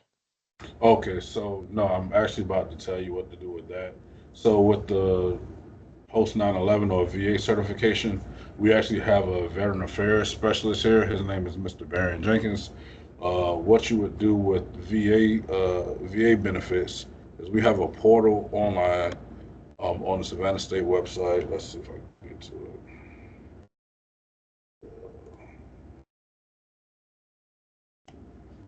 Just a safe way. All right, can you see the website? Yes, we can.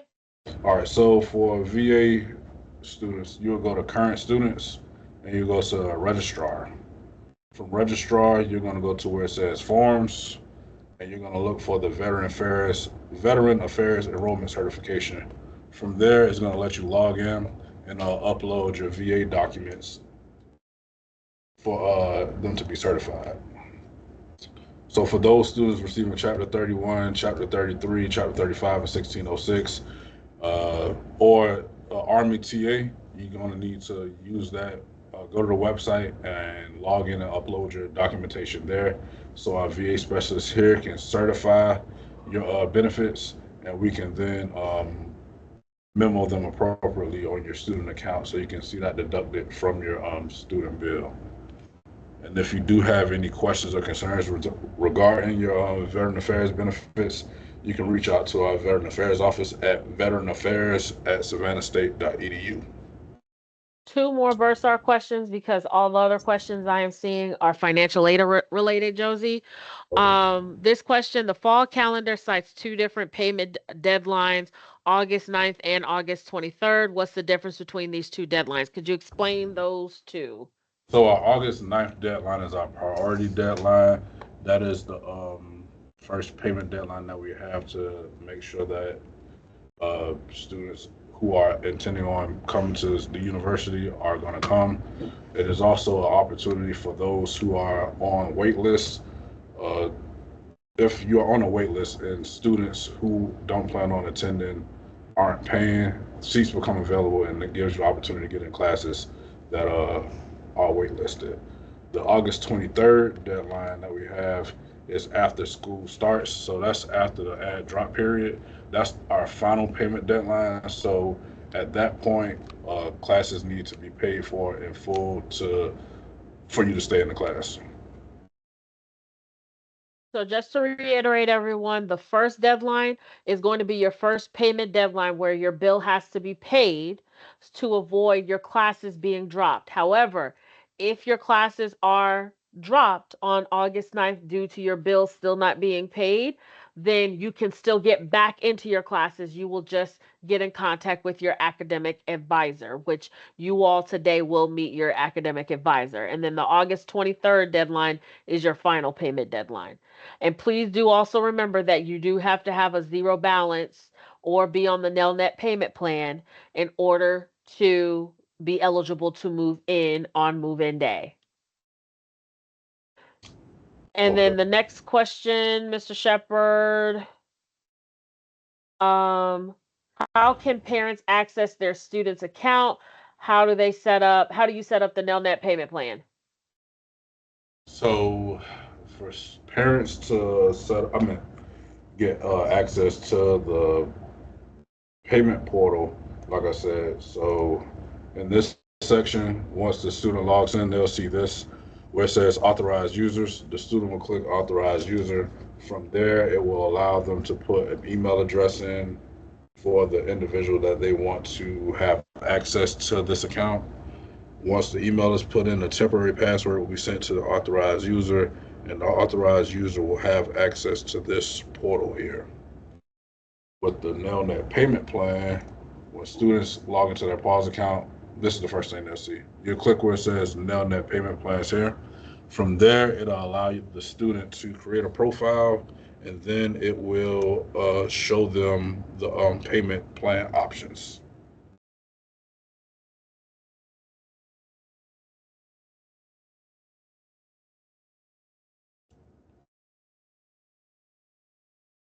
Is there a reason why housing and food costs appear both as billable and then repeated as non-billable on the sample cost estimate document sent to us?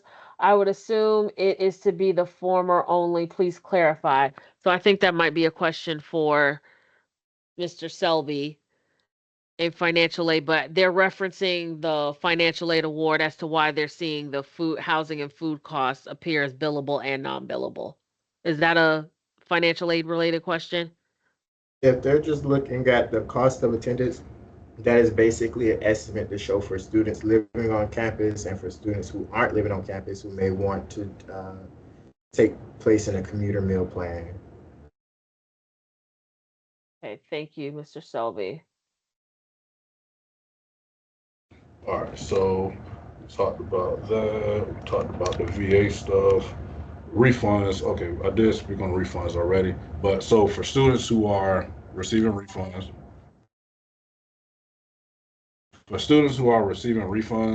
like I said before, once you get to your pause account and get to the view and pay bill section, you're going to want to click where it says electronic refunds to set up your refund profile. From there, it's going to ask for your banking information. That's all you need to do is put the banking information in there. The only time you would need to change anything is if your bank account information changes, you have an account that closes, or anything of that nature. And like also, if you have an authorized user updating an account, the parent can also set themselves up, put direct deposit information there for themselves so they can receive the refund for the Parent Plus loan if they decide to complete the Parent Plus loan application. I think this is my time to transfer it over to Mr. Selby. Okay, so I'm Mr. Selby. So most of you should have already completed a FAFSA. If you haven't done so, you would do it at studentaid.gov. And for those, just to let you know that there's a possibility that you could get selected for what is called verification. It's only about 18% of students, so it's a small population, but it's just to make sure that you are being awarded correctly and providing the correct information. And for those who just want the HOPE or Zell that they're eligible for, you don't have to complete a FAFSA, but you would need to just complete the GSF app so that the funds can be applied to your account. Okay, so with verification, as mentioned, it's only about 18%, so a small population that gets checked. We'll send out notifications via email. Most likely, your dependent students, it's going to be a joint collaboration between you and your parent to have it completed and make sure you're submitting the information. And we just ask that there is a portal that you would submit it to. You would not want to fax or email any information. We try to reduce the risk of having sensitive information out. So if it does come in that way, all we're going to do is put it in the shredder. So for those of you, if you haven't received an award, it should be coming up shortly. But if not, just make sure that it's not asking for any documentation from you, and also make sure that if it's not showing up on your student bill, it may be because you're not registered. But once you are registered, you will see it move over within about a minimum of 24 hours after those classes, after you're put in classes.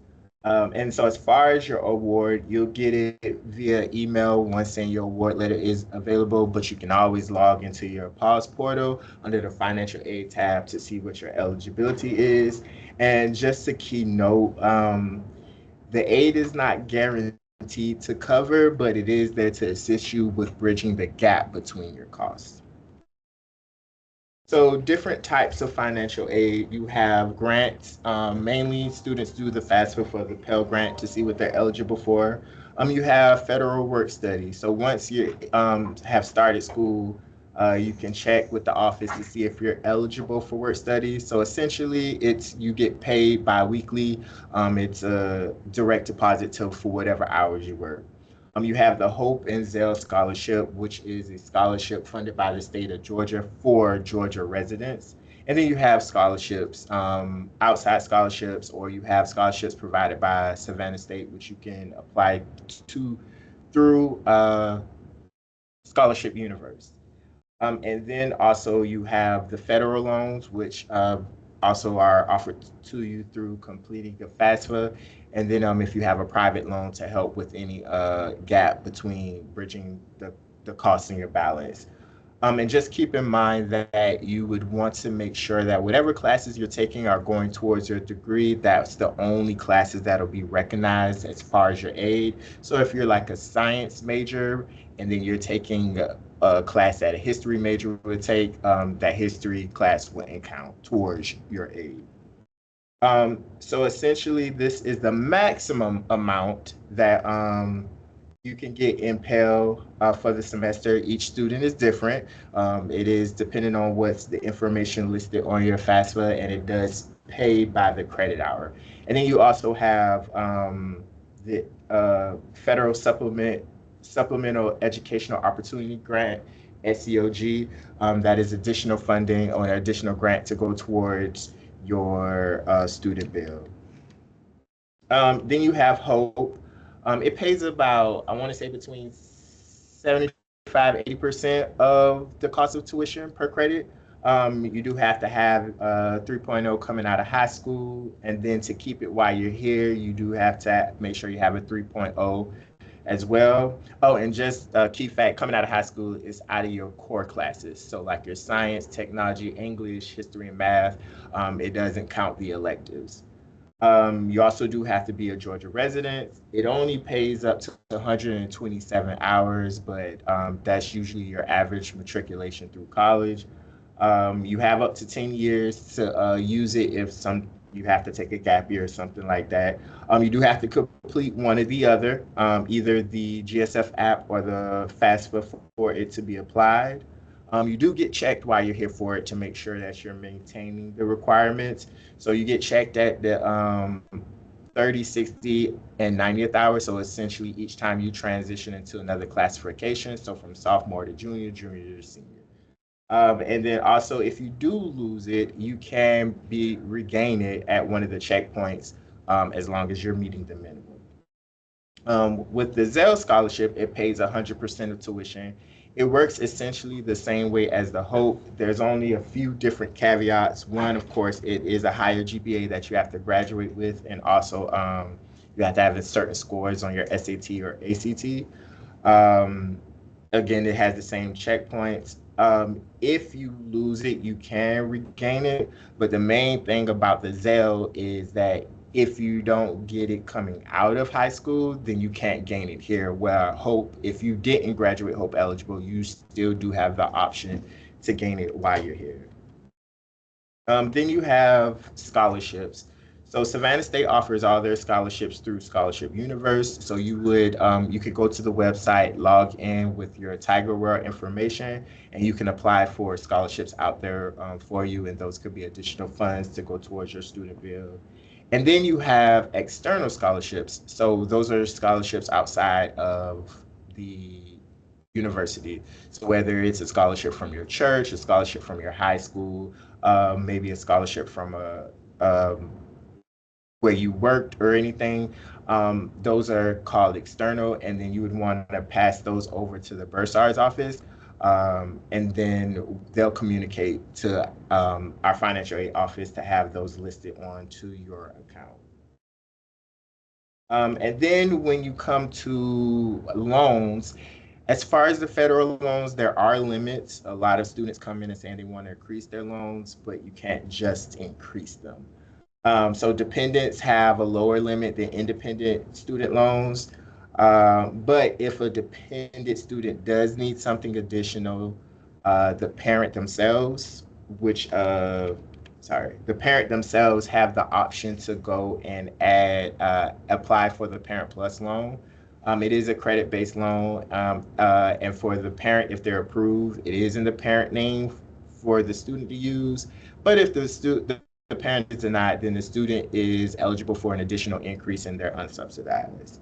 But if you do decide to take loans, a very important part to complete, and you only have to do it at one time as long as you're staying at the same school, is the master promissory note and the entrance counseling. So essentially, the entrance counseling will answer all your questions that you have about loans, like how they work, how they compound interest, what happens while you're in school, and what happens when you graduate. And then the master promissory note is simply you signing saying that you agree that you'll be repaying these loans and also ask for contact information to keep you abreast of the loans while you're in school, and also have that that contact information to make sure that they're able to contact you after school to make sure you know the status of your loans. You also have alternative loans. So if the Parent Plus is not an option, you can either check with where you bank at to see if they have any educational loans. There is a website called NerdWallet. They have a list of educational loans. With those loans, though, you would have to contact the individuals to see what their process is about applying them and applying for it. And if you are approved for it, then they would send this information over to the school, and that's where our office will start to pick up. And basically, that's just the gist of it. And this is our contact information for both the Bursar's office and the financial aid office. Any questions, Ms. Bond?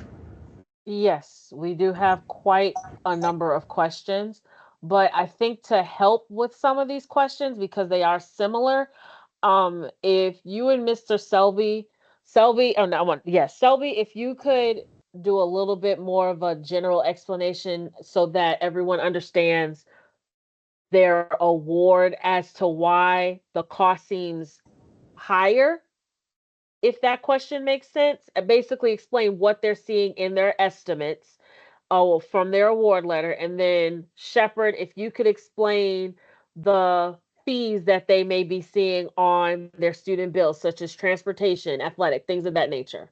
Because that's a common question that I am seeing before we get into specific questions. Well, I don't want to overcomplicate it, but basically the cost of attendance is basically an overestimate to help students prepare for school. While you may not incur all those costs, but they just have to put that information out there because everybody is tuition, i.e. some may stay off campus and only have tuition and fees, while other students may stay on campus and have, of course, tuition and fees, plus housing and meal plan. And it does also try to take into account certain things that we don't think of, as well as traveling back and forth to home for those students who aren't local. But you will always see your actual cost for what you need to immediately pay for through your portal under View Pay Bill. Perfect. Thank you. So everyone, just in simplified terms, what you're seeing on the financial aid award is not the true cost of attendance. They are overestimates. Now, Mr. Shepard, if you could explain the actual charges as far as, generally speaking, those additional fees where we commonly have questions as to what the like, why am I seeing a transportation fee? Do I have to pay all these fees that I am seeing listed? Sure. So all those fees that you see, the transportation fee, the student activity fee, the health fee, what else is it? Athletic fee, all those fees are what you call mandatory fees. And they are fees charged to you because you have access to the amenities on campus. So you have access to go to the gym, have access to go to all of the sporting events that we have on campus free of charge. You pay a student activity fee so you have access to the activities that are put on by Student Life. The health fee gives you access to the clinic, and you just have access to the amenities that are on campus. That's what the mandatory fees are for.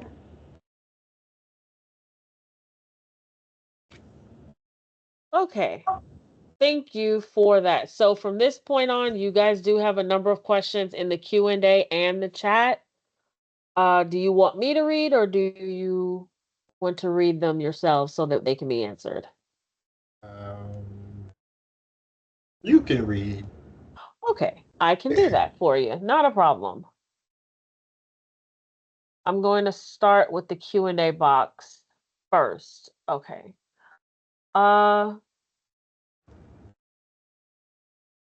Where in the pause account do students view their financial aid award?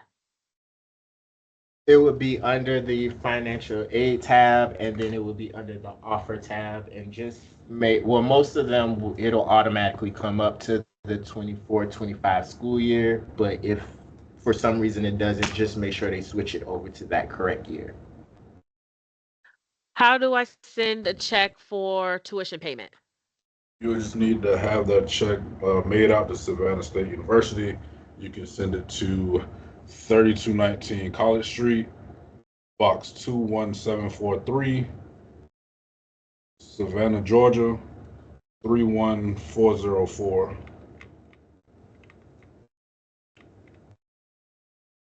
You can always go to the website.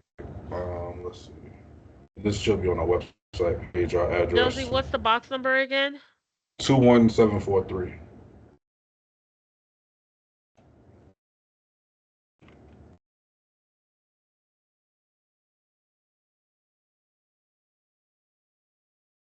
Josie, go from the homepage of the Savannah State website so they can see where they're going. Sure. Thank you. Student Financial Services.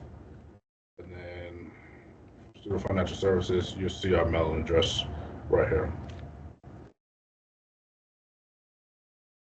Since we are also on this page, if anyone is receiving a third-party scholarship, because I see that third-party awards, what do they need to do if the party, if to provide you all letting the Bursar's office know how much they are being awarded if they're receiving a third-party scholarship? So if they're receiving a third-party scholarship, the sponsor or scholarship donor needs to send us a scholarship letter. They can email it to us at Bursar, that's BURSAR, the email address there, at savannahstate.edu.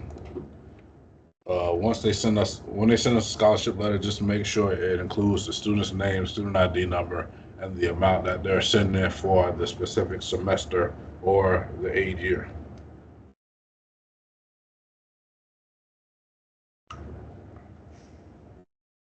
Okay. Are Hope and Pell automatically applied to the bill? Yes, as long as you've completed the terms and conditions, that they will automatically move over to your student bill as long as you're registered. If I have unsatisfied requirements, what additional documents are needed? So let's assume that this person is in verification. Okay, so if you're in verification, then you would just move over to savannahstate.studentforms.com.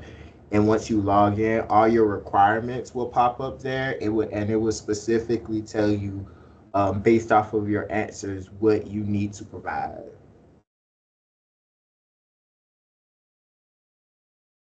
Work study. Can you go over work study, Mr. Selby? How do students check if they are work study eligible? If they are work study eligible, what is then the process for finding work? Okay, so at the end of August, beginning of September, students can come in and check with the office to see if they're eligible for work study. If they are eligible, then they can check with career services on the first floor of the student union to see what offices around campus have posted positions for work study. You would apply for them like a regular job. You would be called in for an interview, and if they decide to hire you as their work study, then you would fill out your hiring forms, and then you would be paid every 2 weeks for the hours you work.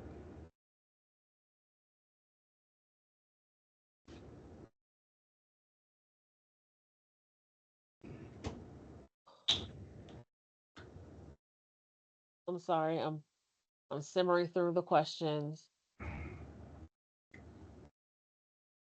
Mr. Selby, do you have updates? I only have a general update about scholarships from Savannah State. Those students should be hearing back about those sometime within the next 2 weeks. Am I correct? Or correct me if I'm wrong. I will say you may know more at this point than I do. Okay, then it sounds like a yes. From what I have been told, within the next 2 weeks, everyone should start seeing updates about scholarships that were applied from in Scholarship Universe. Mhm. But I will also tell you, students, that I have been informed that some additional foundation scholarships have recently, as of Friday, been loaded into Scholarship Universe. So you all are the first to hear that some additional scholarships are available again in Scholarship Universe. So it may be helpful to go back to Scholarship Universe, which you can get to from the Savannah State website to check to see if there are any additional monies that you may be eligible to apply for. I did see some questions. One was, can I use the GI Bill, Hope, and the Pell Grant? So with the GI Bill and Hope Scholarship, you can't use them both because they both pay the same thing. Hope pays only tuition, and GI Bills pays only tuition and fees. Um, if you do use both the Hope and GI Bill, Hope will pay the tuition, but the GI Bill can only pay the fees. But the Pell you can still use. And if you need more insight on that, like I said earlier, our veteran affairs specialist, Mr. Jenkins, who can be reached at the veteranaffairs@savannahstate.edu email address, can assist you with that. Once I get registered, will balance go up? The answer is yes. Once you as you get registered for more classes, your balance does go up. We do have a tuition cap, so once you reach 15 credit hours, your base tuition is going to be $2,610. But if you go over 15 hours, it's not going to increase more than that amount.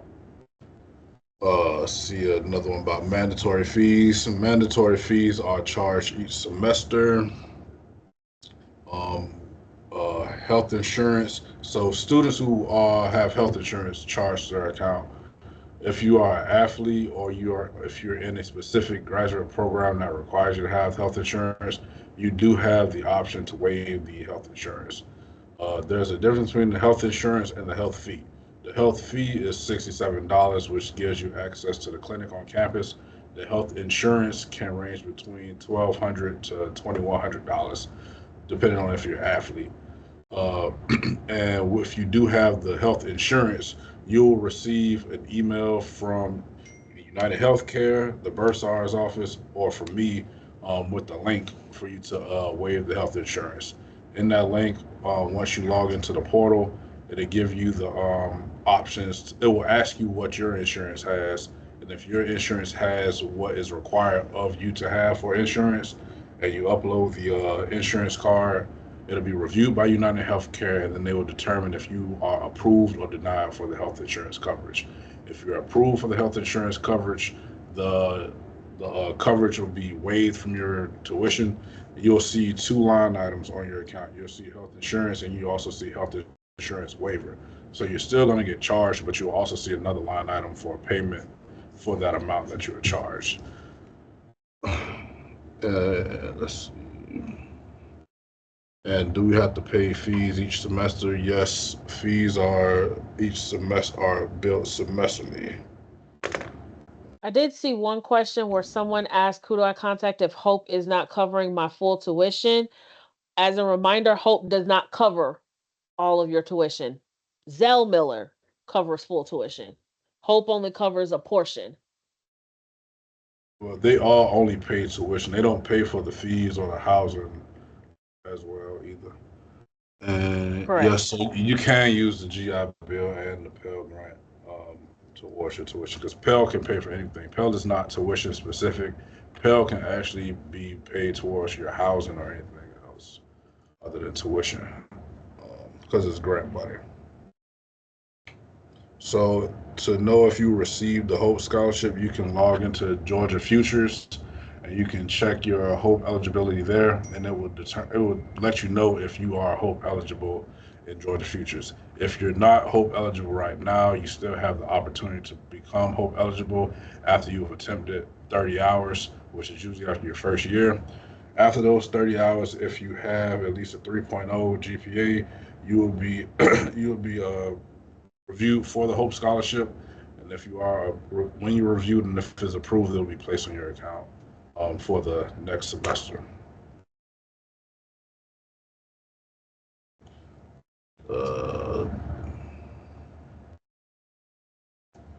Let's see.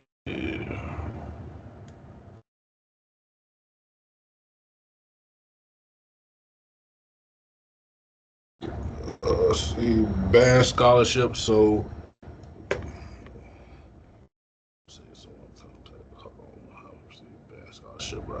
So if you receive the band scholarship, once the band scholarship is processed and sent over to our financial aid office, you'll see it updated on your account, and it'll be deducted from your overall tuition. Once I agree to the terms and conditions, and I go to the payment plan, if Hopedale will cover first down payment. Terms and conditions, and I go to the payment plan. If my Hopedale will cover the first down payment, will it apply to that down payment automatically? So if I understand the question correctly, so if you have tuition charges out there, for the person asking about the Nelnet payment plan, if you have tuition charges out there right now and you don't have any financial aid showing, or you haven't accepted any terms and conditions at this moment, so let's just say your balance is $9,000. So if you set up a payment plan for $9,000 right now, it's going to ask you for a down payment of about $5,000 right now. If you set up the payment plan and you paid that $5,000, and then later on your financial aid kicks in, say your Hope Scholarship and your Pell Grant come in, what'll happen is your payment plan will automatically reduce, and that next payment that comes out for the next month will be adjusted across the 3 payments. So if you do set up a payment plan now without any financial aid applied to your account, and then financial aid comes on later, your payment plan to get adjusted.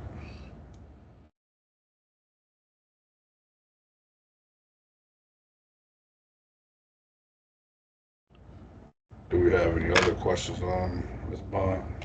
Any Q&A or anything? I'm in the chat and I'm seeing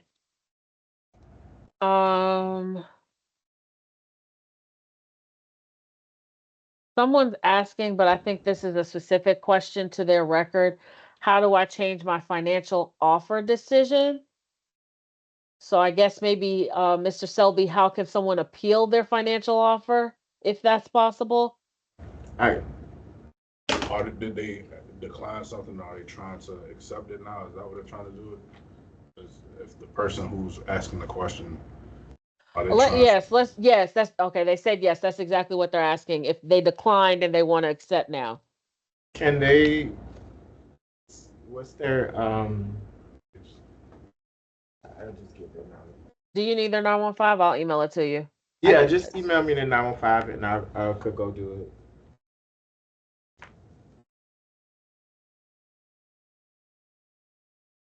Okay.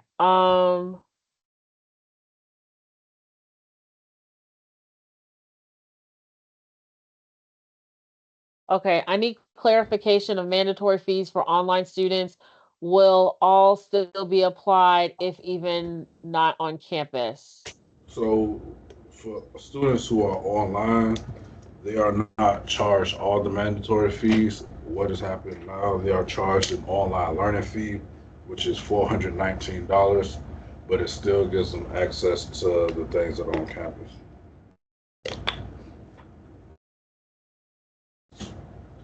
So instead of being charged the mandatory fees, they're charged an online learning fee.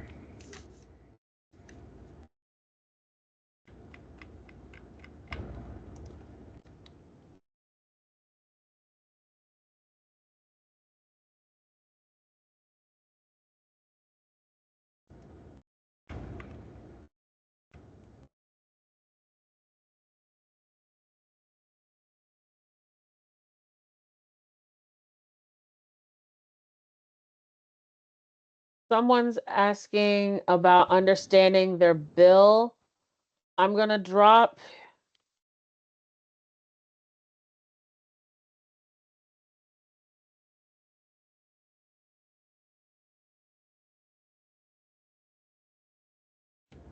Understanding the bill.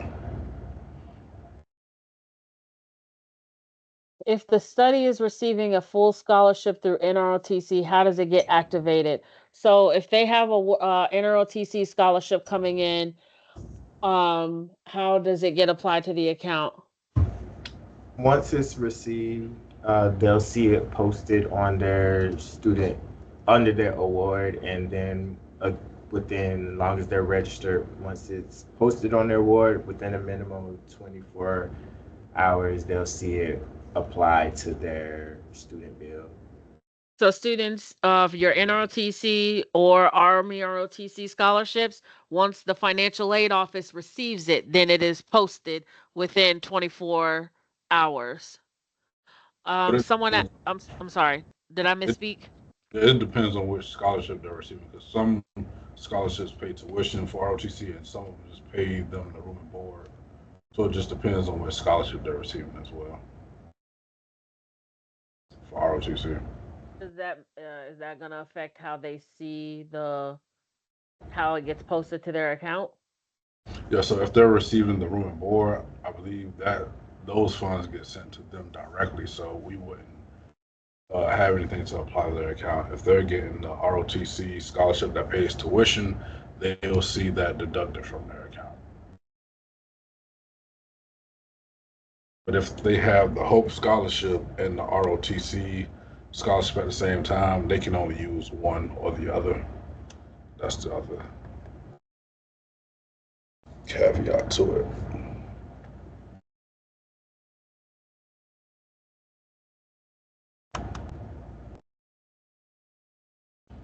I just realized, let me check and see where we are time-wise. Okay, we are good. Does accepting the offer on the financial aid tab through pause sign you up for the loan automatically when you press submit? So once you accept the loans, if you decide to accept the loans, there are two additional requirements that you have to complete, which is the master promissory note signing and also completing the loan entrance counseling. You do those on the studentaid.gov website. Once those are complete and the record is sent back to our university, the loan will be processed and you will then see it updated on your account.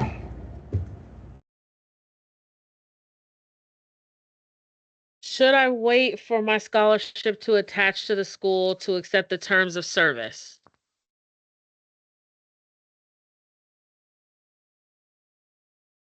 The terms and conditions. If you're referring to the terms and conditions, you can go ahead and accept the terms and conditions prior to the scholarship coming, because it still takes time for us to get that notification and update your account. So if you have the Pell Grant out there or the Hope Scholarship, you can already go ahead and accept the terms and conditions or accept the aid that you want to accept. So in the event that the scholarship does come through, we can already go ahead and update that so you get that terms and condition requirement out the way. If we accept the loan now but get work study, can we cancel the loan? So I just want to reiterate that with the work study, that gets paid directly towards you. So like that's why I say you work and then you get a bi-weekly check. That doesn't go towards your Bill? So if you cancel the loan and that loan was paying for a portion of your charges, you would have to find something to substitute the difference.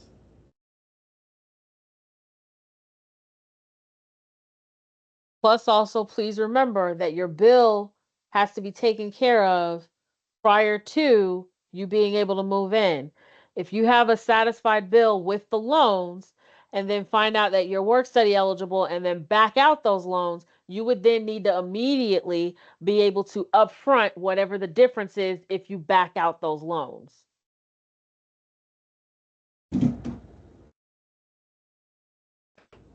Does your age show up in your account as negative?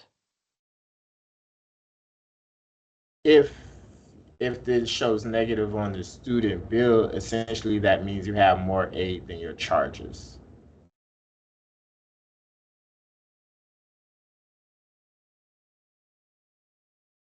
Would it show in the financial aid award if the student is work study eligible? For some, yes, not all. So they can always double check at the end of August, beginning of September.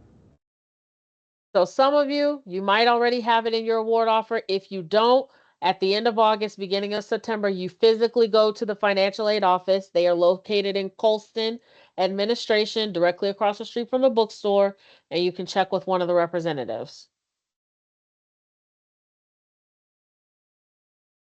What documents are needed for your Pell to be added to your account? So for that question, it sounds like you may not have been awarded Pell if it wasn't there. Yeah, unless you're in verification unless you're in verification, then that may be the situation to where they have to review to make sure everything is correct to see if you're Pell eligible. But if you've been awarded, say, your loans or you have a scholarship and no Pell's there, then that might mean you're not eligible for Pell. Once I agree to the terms and conditions and I go to do the payment plan, if my Hope/Pell will cover the first down payment, will it apply to that down payment automatically? If not, how do I do that? I guess they're trying to figure out how to supplement paying for their down payment of the Uh, Nelnet. yeah, I don't think there's a way around it because essentially you would be setting up the payment plan for the difference between what the aid has and what your remaining balance is.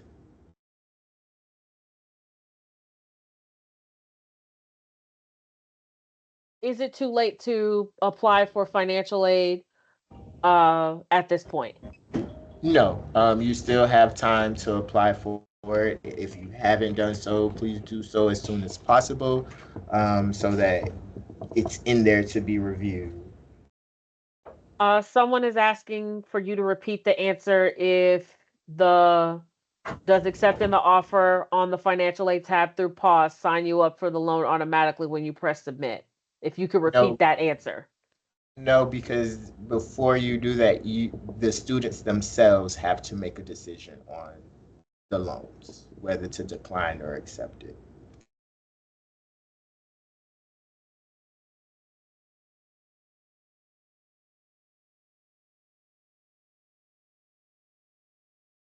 Okay.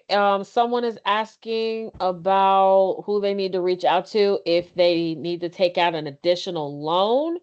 I'm gonna put in the chat. You had mentioned NerdWallet. Am I correct, Mr. Selby? Yes. Okay, so I just redropped in the chat. NerdWallet is one extension for any additional loans if you need to take out loans.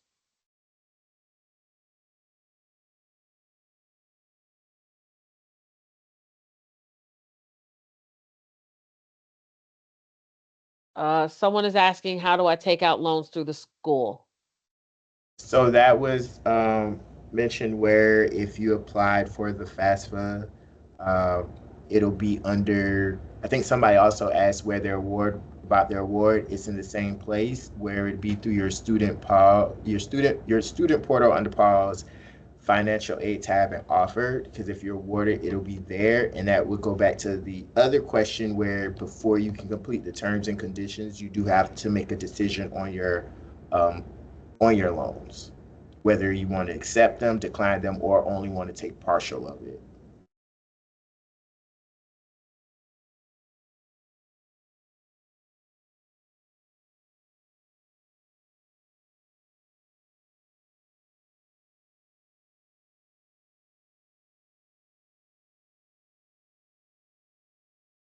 When will student account be updated for fall? I think you might need to reword that question. I'm not Well, unless one of you understood that.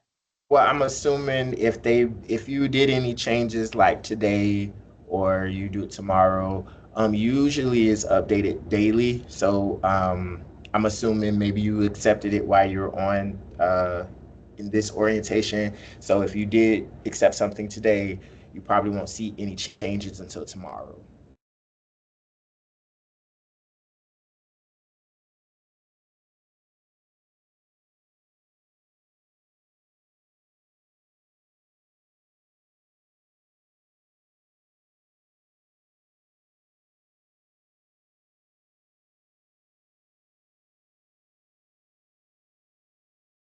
Someone is asking for guidance through taking out additional loans for private loans?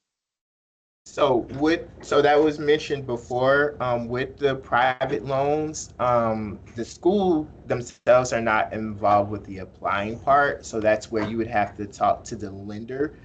Usually that's what we call anybody that is receiving funds, giving funds to a student, what their process is and what you would need to do. So when it's external or private alternative loans, that part you have to contact them because that's outside the scope of the Department of Education. The only time the school picks up is if you're approved. So if you have questions about that, whoever the specific lender is, whether it's your bank or it's like Sallie Mae, Navient, Discover, you would have to contact them to see what you would need to do as the student to apply for it.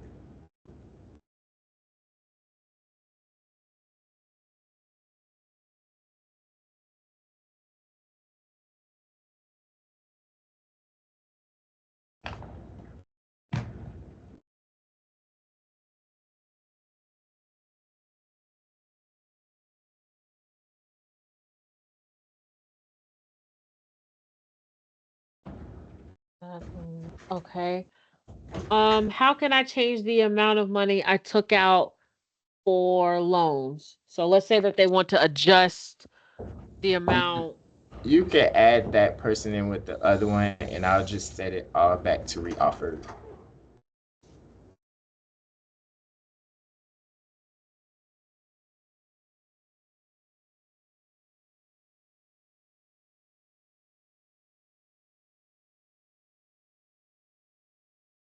Um, that's in subsidized loan and in subsidized loans. If my account says that I have up to 7,500, how can I get that applied to my account? So just please make sure you're paying attention to how it's broken down. So yeah, you may have 7,500, but that's broke for the year, and it breaks it down to how much goes towards the semester. So essentially only half of it, and then that goes back to where the other person mentioned how to you accepting it, and then when Mr. Shepard reiterated the once you accept it, doing the master promissory note and the entrance counseling, and as long as you're registered for classes, then it will show up.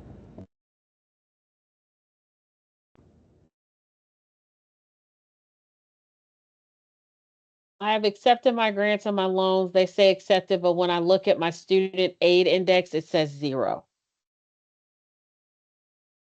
So yeah, you don't want to confuse that because the student aid index is not is just a reference number on how to award a student.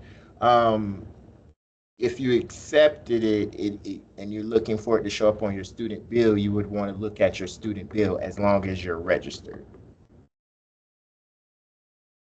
Someone just asked about the website for scholarships, and I went ahead and dropped that in the chat.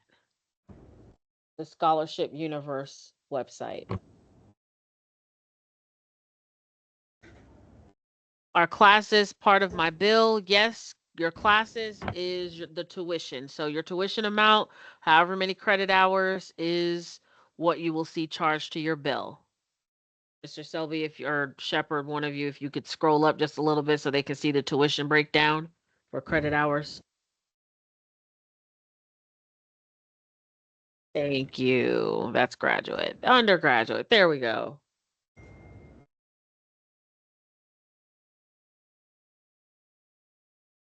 Okay. Questions have slowed down. Thank you so much, gentlemen. As always, you are greatly appreciated for your time. I do not want to keep you too much because obviously all of our offices are still processing for all of you. So I will let you guys get back to it. If you could go back to, so we can leave on the screen for one more minute, the contact information for both of your offices. Students, please do know that email definitely is an option for our offices for getting in contact with us as well.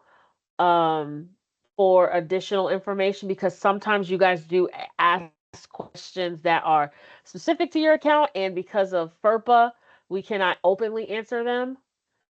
But there's the contact information for the Bursar's office. If you physically come to campus, Bursar's office is located on the first floor of Hill Hall. And if you physically come to campus, the financial aid office is available in Colston Administration on the first floor. You are more than welcome to physically come to campus prior to move-in to speak with their offices. Right now, we do not have a lot of foot traffic, so you're welcome to come anytime. We are operational Monday through Friday from 8 to 5 p.m. For any of your questions to be answered. But if you are not able to come, we are available at the email as well. So thank you both, gentlemen. Greatly appreciate your time and efforts for us. Okay, for our last session is in two parts. Last session is all going to be about your academics. The first part is going to be about your services that are from the Center for Student Success and Retention with our office, and that does include tutoring services, mentoring services, as well as your academic advisors. And then the second part of that session is going to be you actually meeting your academic advisor so that you can get your schedule as well as get those questions answered about classes just before they begin. So I would now like to turn it over to Mrs. Jaleesa Porter from the Center for Student Success and Retention to let you know about those services and what to expect for your advisor meeting. Now over to you, Jaleesa. All right. Good afternoon, everyone. Afternoon to you. Share my screen.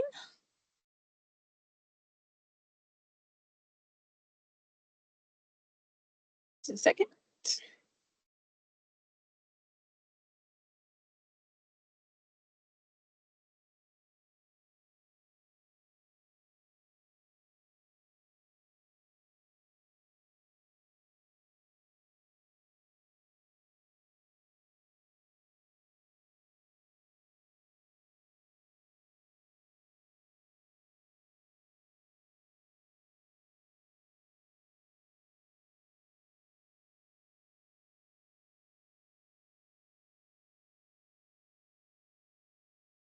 All right.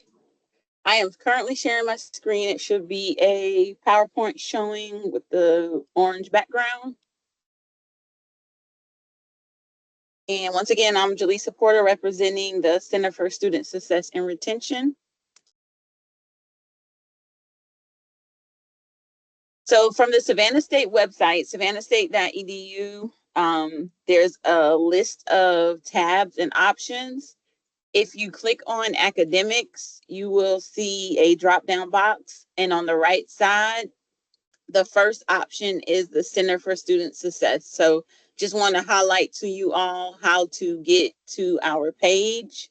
And then the screen that you see once you click on that Center for Student Success tab, that's our page. On the left-hand side, you will see all of the different areas that we cover and resources that we offer in our area. So from advising, tutoring, testing, those are some of the services that we offer. Next, if you go to savannahstate.edu and once again click on that academics tab, you will see the colleges and schools link. This will show you all of the majors that Savannah State offers. So for instance, if you selected a major coming in on your admissions application, but you may think about changing that major, that's a good place to visit just to see what all the majors that Savannah State offers. The majors are broken down into 4 colleges. So we have the College of Liberal Arts and Social Sciences, which you will hear that referred to as CLASS. We have the College of Education, CO, the College of Science and Technology, COST, and then the College of Business Administration, referred to as COBA. So just take a look at those majors if you may be unsure about the major that you selected, so you can see what all we have to offer. And if you did decide to change your major, you can let us know.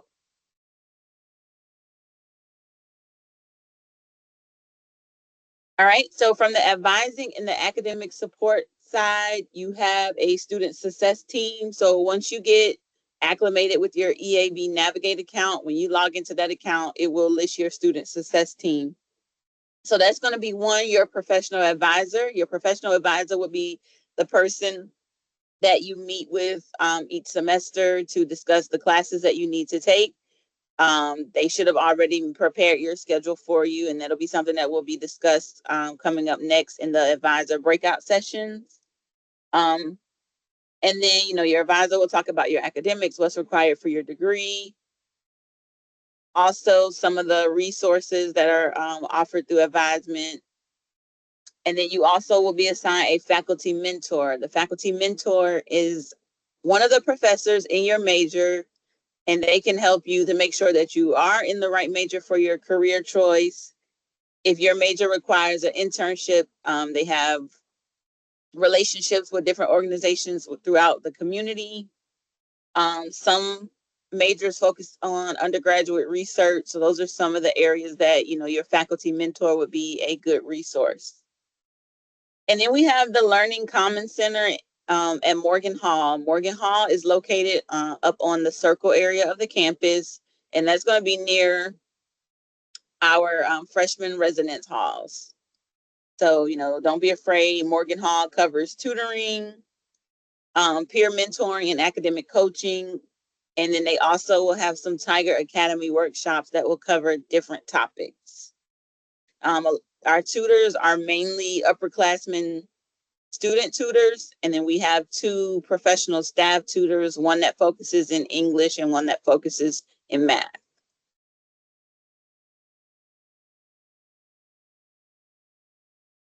All right, and Savannah State University, if you're not aware, is part of the University System of Georgia, and we follow the Momentum Year Initiative, and that has 3 components. So making a purposeful choice. So one, just making sure you are in the right major. Make sure that's the major that you will have interest in, that, you can go into your future career in. So that way you're not wasting time and money being in a major that you do not want to be in. Having a productive academic mindset. So just being intentional about why you are here, why you're in college. We want you to have fun, as you've heard. We have organizations on campus. We have student life that will have different events. But, ultimately, just make sure that you're putting your academics first, making sure that you take care of your classes, your assignments, your exams, before you kind of go into those different activities and organizations that we have on campus. So that's what we mean by having a productive academic mindset. Just remember that you are here for your academics. And then the program map. The program maps can be accessed on the Savannah State page under the registrar. And there will be a link that says degree programs. But your program map is a 4-year layout of the courses required for your degree. And then the goal for freshmen is to complete 30 credit hours by the end of the spring semester, so that way you will be considered a sophomore when you return to school in the fall of 2025. And I see a question in the chat. Yes, tutoring is technically already included in the fees that you pay, so there's no additional charge, to answer that question in the chat.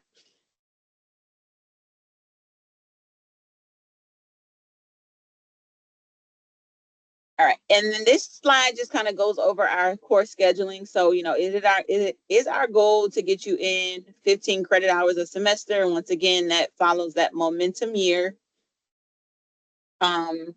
Your first semester coming in, your advisor does your schedule for you. And then the future semesters, you meet with your advisor. They will go over the courses that you need, and then they will turn that information over to you, including a registration PIN number for you to register yourself moving forward. But you do have to meet with your advisor each semester to go over the classes and to get the registration PIN number. And then your advisor, they'll talk about registration, they'll talk about progress reports, and things like that with you. But, they also may be able to, kind of give you some tips on connecting with your professors, how to ask questions. And some of the advisors also may be advisors over some of the student organizations here on campus. So, you know, our main goal with advising is to be there for you academically, make sure that you know all of your academic resources, but, you know, sometimes they are able to touch on some other areas.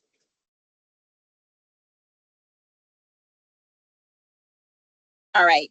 So, in the next session with your advisor, you know, they will go over your schedule, but I'm just briefly showing you a screenshot of how your schedule looks in the EAB Navigate system. And then once you get your schedule, you know, so you won't be confused on the days of the week. They're pretty self-explanatory. M is for Monday, T is for Tuesday, W is for Wednesday. The one that gets kind of tricky is the R for Thursday, and then F for Friday. So on your schedule, you will see TR for some of your classes, and that means that that class will meet on Tuesday and Thursday. If you are registered for like a science lab, such as a biology lab or a chemistry lab, you might just have an R on your schedule, and that just means that that lab class is only going to meet on Thursdays. So that's usually how you'll see the R on your schedule, just one day a week for maybe a science lab, and then other courses, it will be TR for Tuesday and Thursday.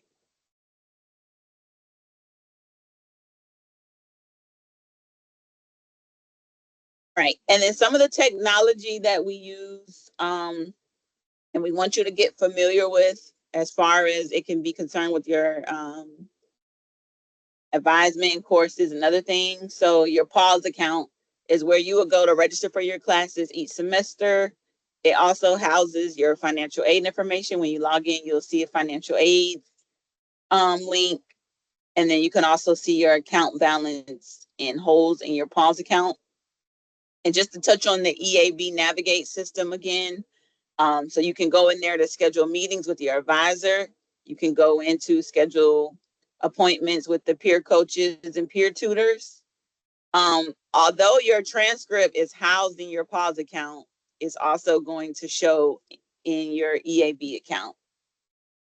And then the progress report alert. So, you know, if you're not doing well in the class, the professors, they have different points throughout the semester where they will put in a progress report.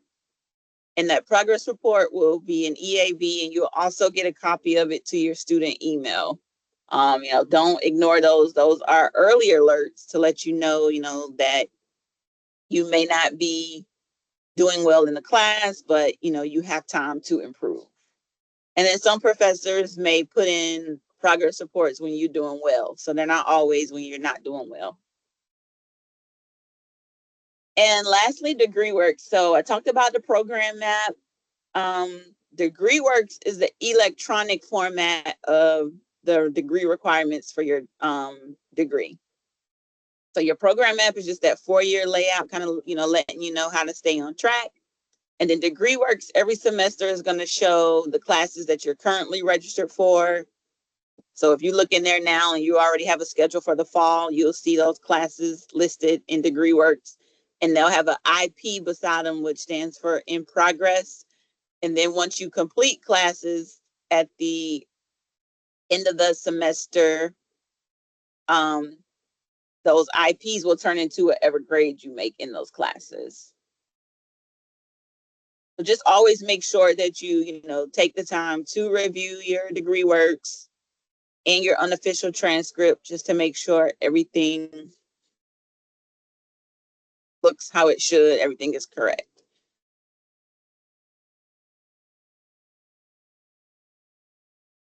And then I want to touch on SSU's Rafter. You should have received an invitation to set up your Rafter account.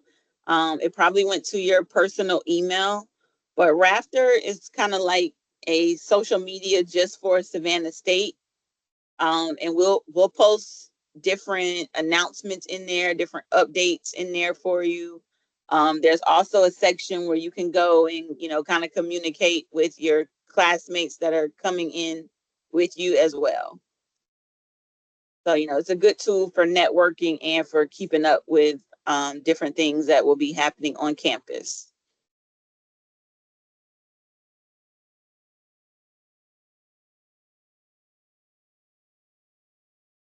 Okay, and then the advisor session. So, and I see questions in the chat and I'll get to those.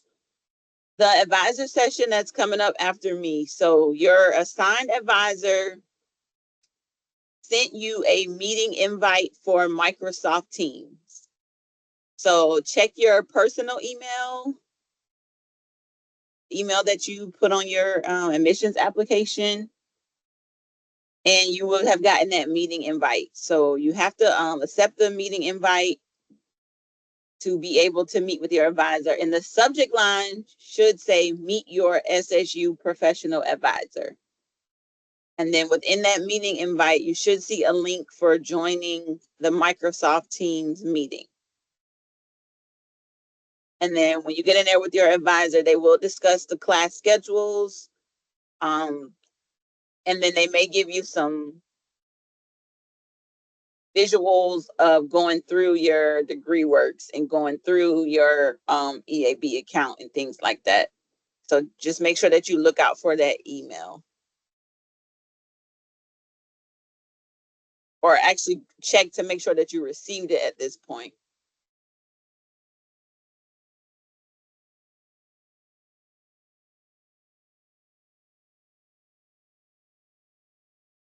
All right, and then this is my final slide where I will answer questions.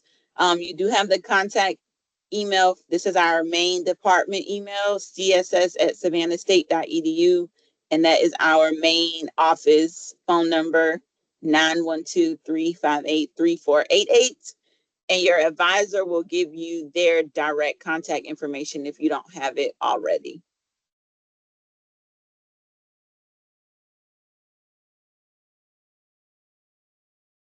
So Ms. Bond, is it okay if I just go through the chat now? Yes, please go through questions. Okay. So I answered about tutoring. Yes, tutoring is no additional charge to you. I see another question.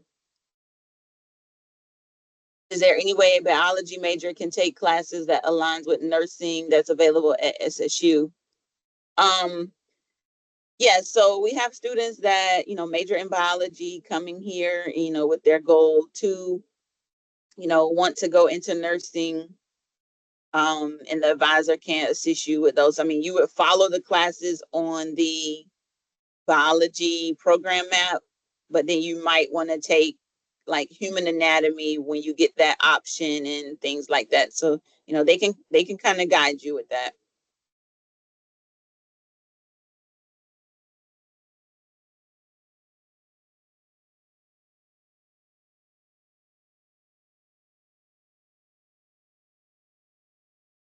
For the veterinarian route, we don't specifically have a veterinarian route, but some of the classes, or possibly most of the classes that we do offer for biology, could help you, but that would be a good question and conversation to have with your advisor.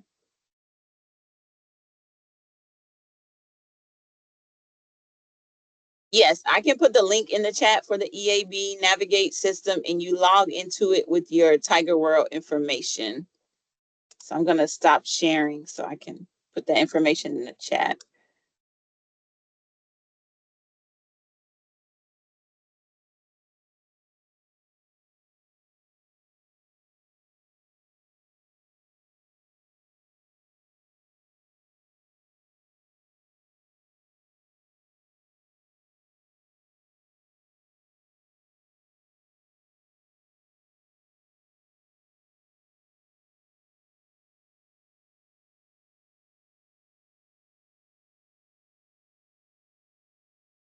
And I see a question about how do you access your PAWS account?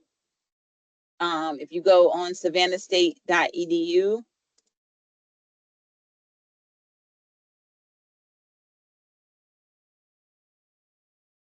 and when you click on that current students tab, there's a drop down, and on the left-hand side, there's a link that says PAWS. And then you would log in using your Tiger World information.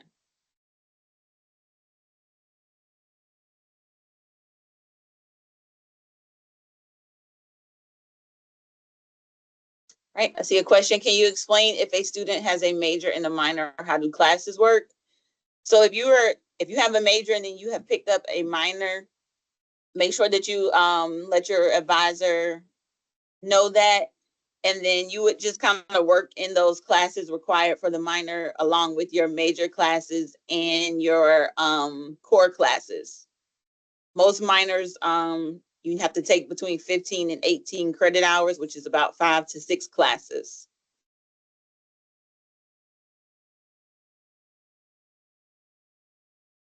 Someone asked about the alternate pin when registering for classes. So your first semester, we don't give you your alternate pin. Your advisor will make your schedule for you. So when you go into your advisor session, you can ask, has your schedule been made? A lot of schedules have been made. And then the next question kind of piggybacks on that. Should we be registered for classes already? Yes, but if not, the only reason you wouldn't be registered is if you have a final college transcript hold, or possibly if your advisor received your name as of yesterday.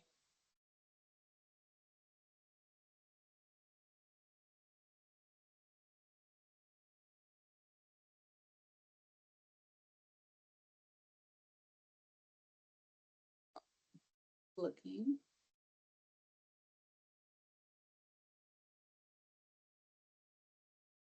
I see a question about math learning support and regular math. So if you are in a learning support class for either math or English or possibly both, that depends on your high school GPA or if you've taken the SAT or ACT. So we look at your scores, and if they are, or your high school GPA, and if it's under what the requirement is, then you are placed in a learning support component. Just to be clear, the regular class will go towards your earned degree hours, but the learning support class only goes towards your attempted hours.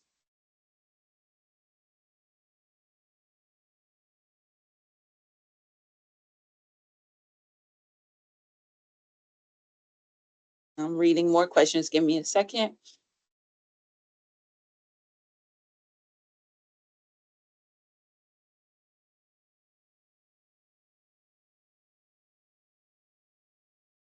Yeah, so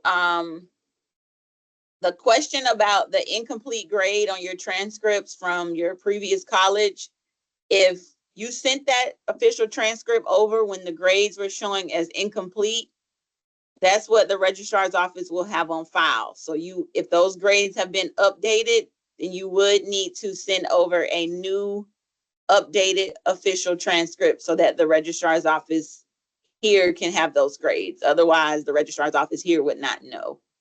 So if you have not done that already, please send over a new official transcript to the registrar's office here. I know a lot of schools use eScript to where we could get the transcript a little faster than the mail.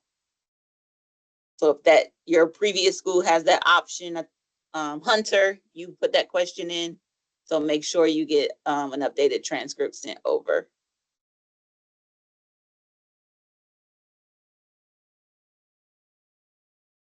Okay, and I see a few people saying that they did not get the advisor link yet, and I can double check on that. I'll come back up to those names in just a second.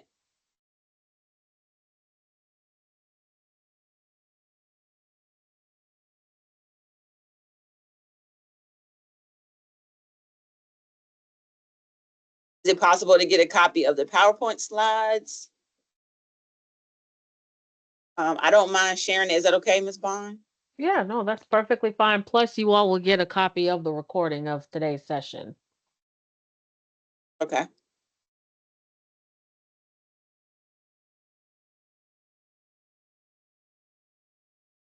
Can you add a minor down the line? Yes, you can. If you decide to add a minor later on, that you can. Just make sure that you have that conversation with your advisor, because with certain majors, when you add a minor, you add on additional hours to what's already required for your degree. Some majors already kind of have it built into the degree hours where you can pick a minor or you can take a mixture of different general electives. So, and I can just tell you, if you're in the College of Science and Technology, adding on a minor will add on additional 15 to 18 credit hours. Also for anybody with a major in the College of Business.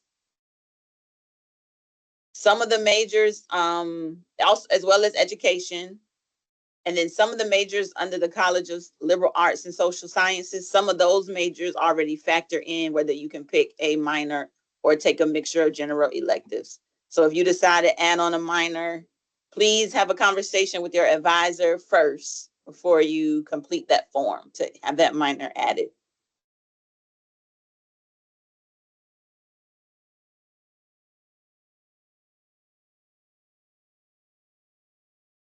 If you're still waiting on your classes, please ask your advisor in the next session.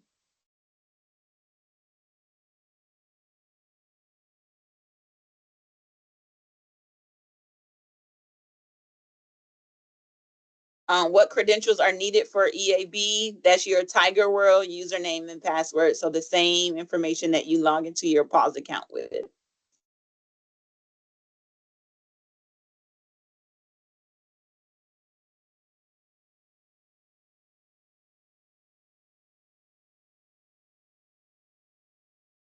And I see, where do I register for classes if I was waitlisted? Now it's open.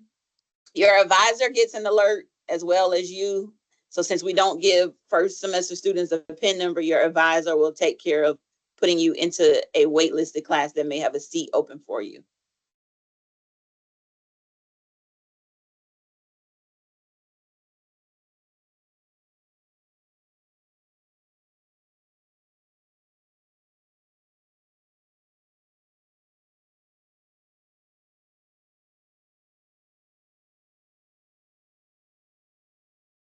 Do we have mental health services for students? I believe that's part of our counseling and disability services office.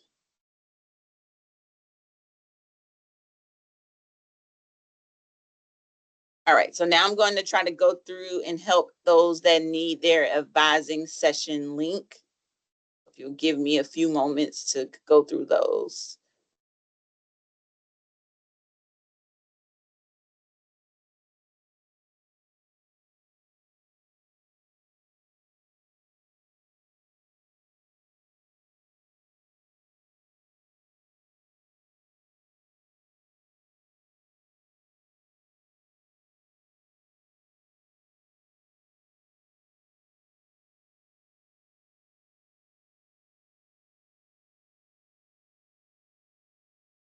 Did you see the question about the repeating of a class? Oh no, because I'm trying to get links.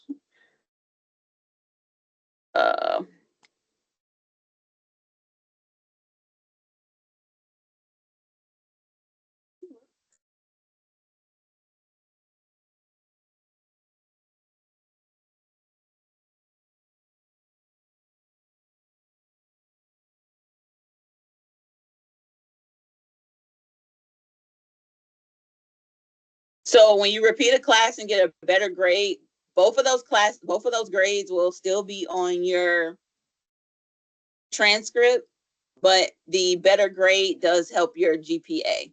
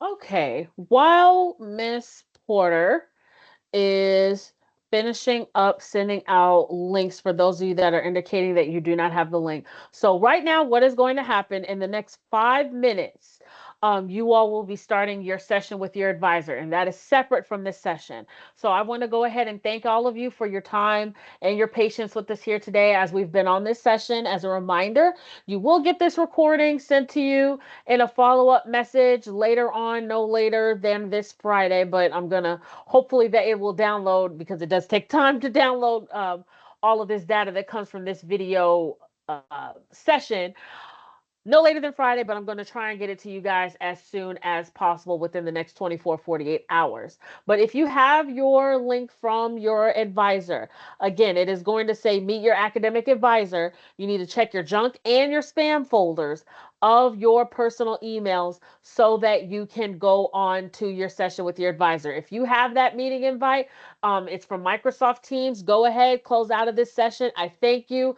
Can't wait to meet all of you when you come fall or in a couple of weeks for the move-in process. I hope that you guys learned a lot of information here today. Again, we know that this was a lot of information, which is why you're going to get a copy of the recording. So if you do not have any additional questions, go ahead. You can exit so that we know the session is closed. I'm going to stay here and stay open for any of you that might have any questions about anything that you want to drop in the chat, and I'm going to go ahead and answer those for you. Oh, that was somebody leaving. I heard my name and then immediately like, oh, does someone need me? But I'm going to stay here for a couple of minutes so that you all can ask me any questions that you may have. But your official session with your advisors will start at 1:15. So, Jaleesa, should they just keep continuing to drop that they have not received their session link from their advisor? Yeah, I'm trying to locate them as fast as I can.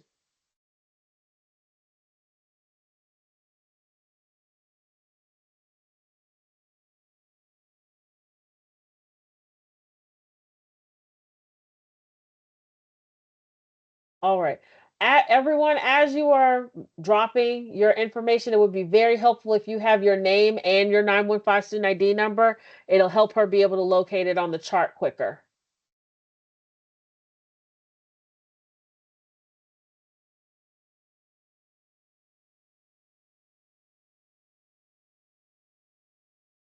Sydney, if you cannot move in on your assigned move-in date, you will need to immediately contact I almost said Stowe, Mr. Sharp in housing. You will need to email him at housing@savannahstate.edu for that. So contact Mr. Sharp immediately.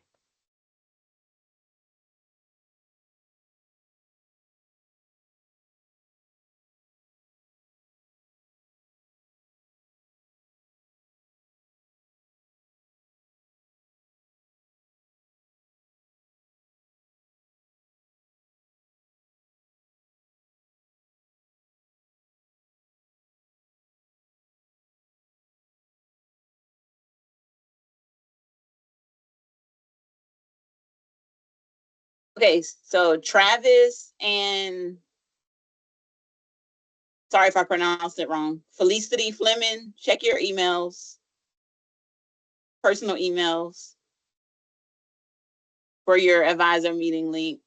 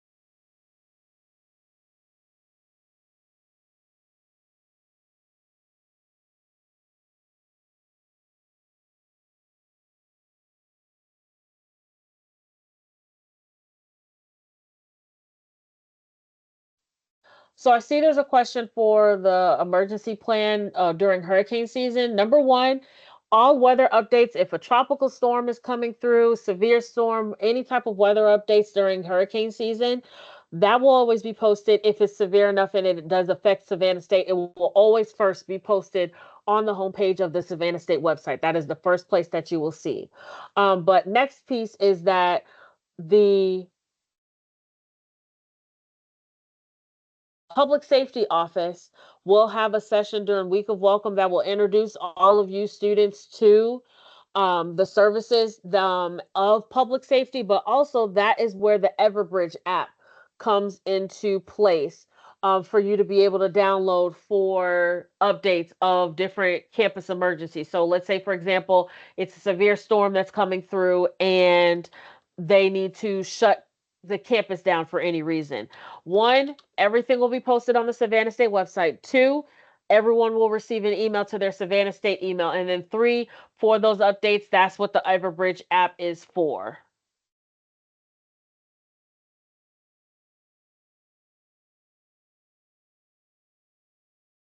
And we just dropped in the chat the link for the Everbridge download.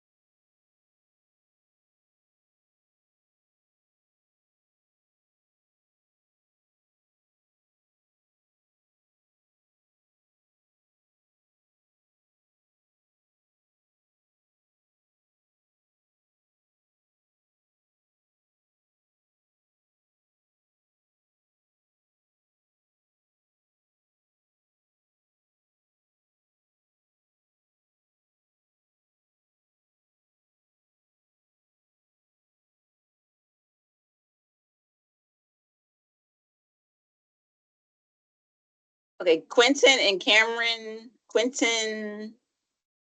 Allen, check your emails, please. Make sure you check your spam as well.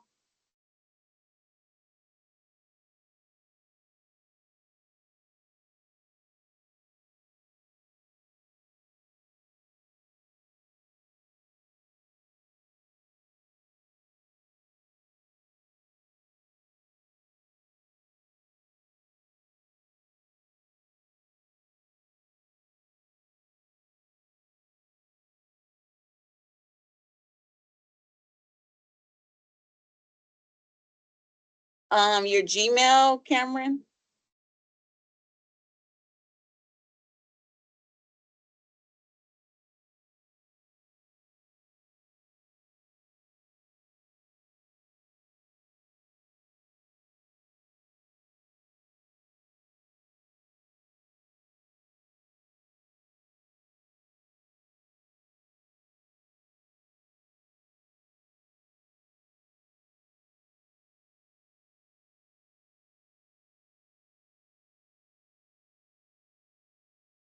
Okay, I'm asking your advisor to send it again, Cameron.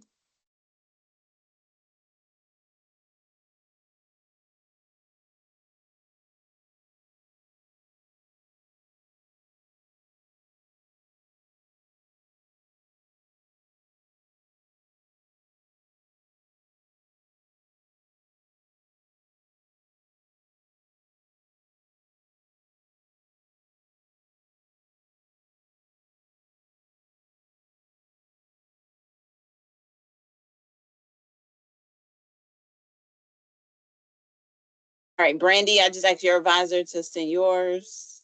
Brandy Blackwell.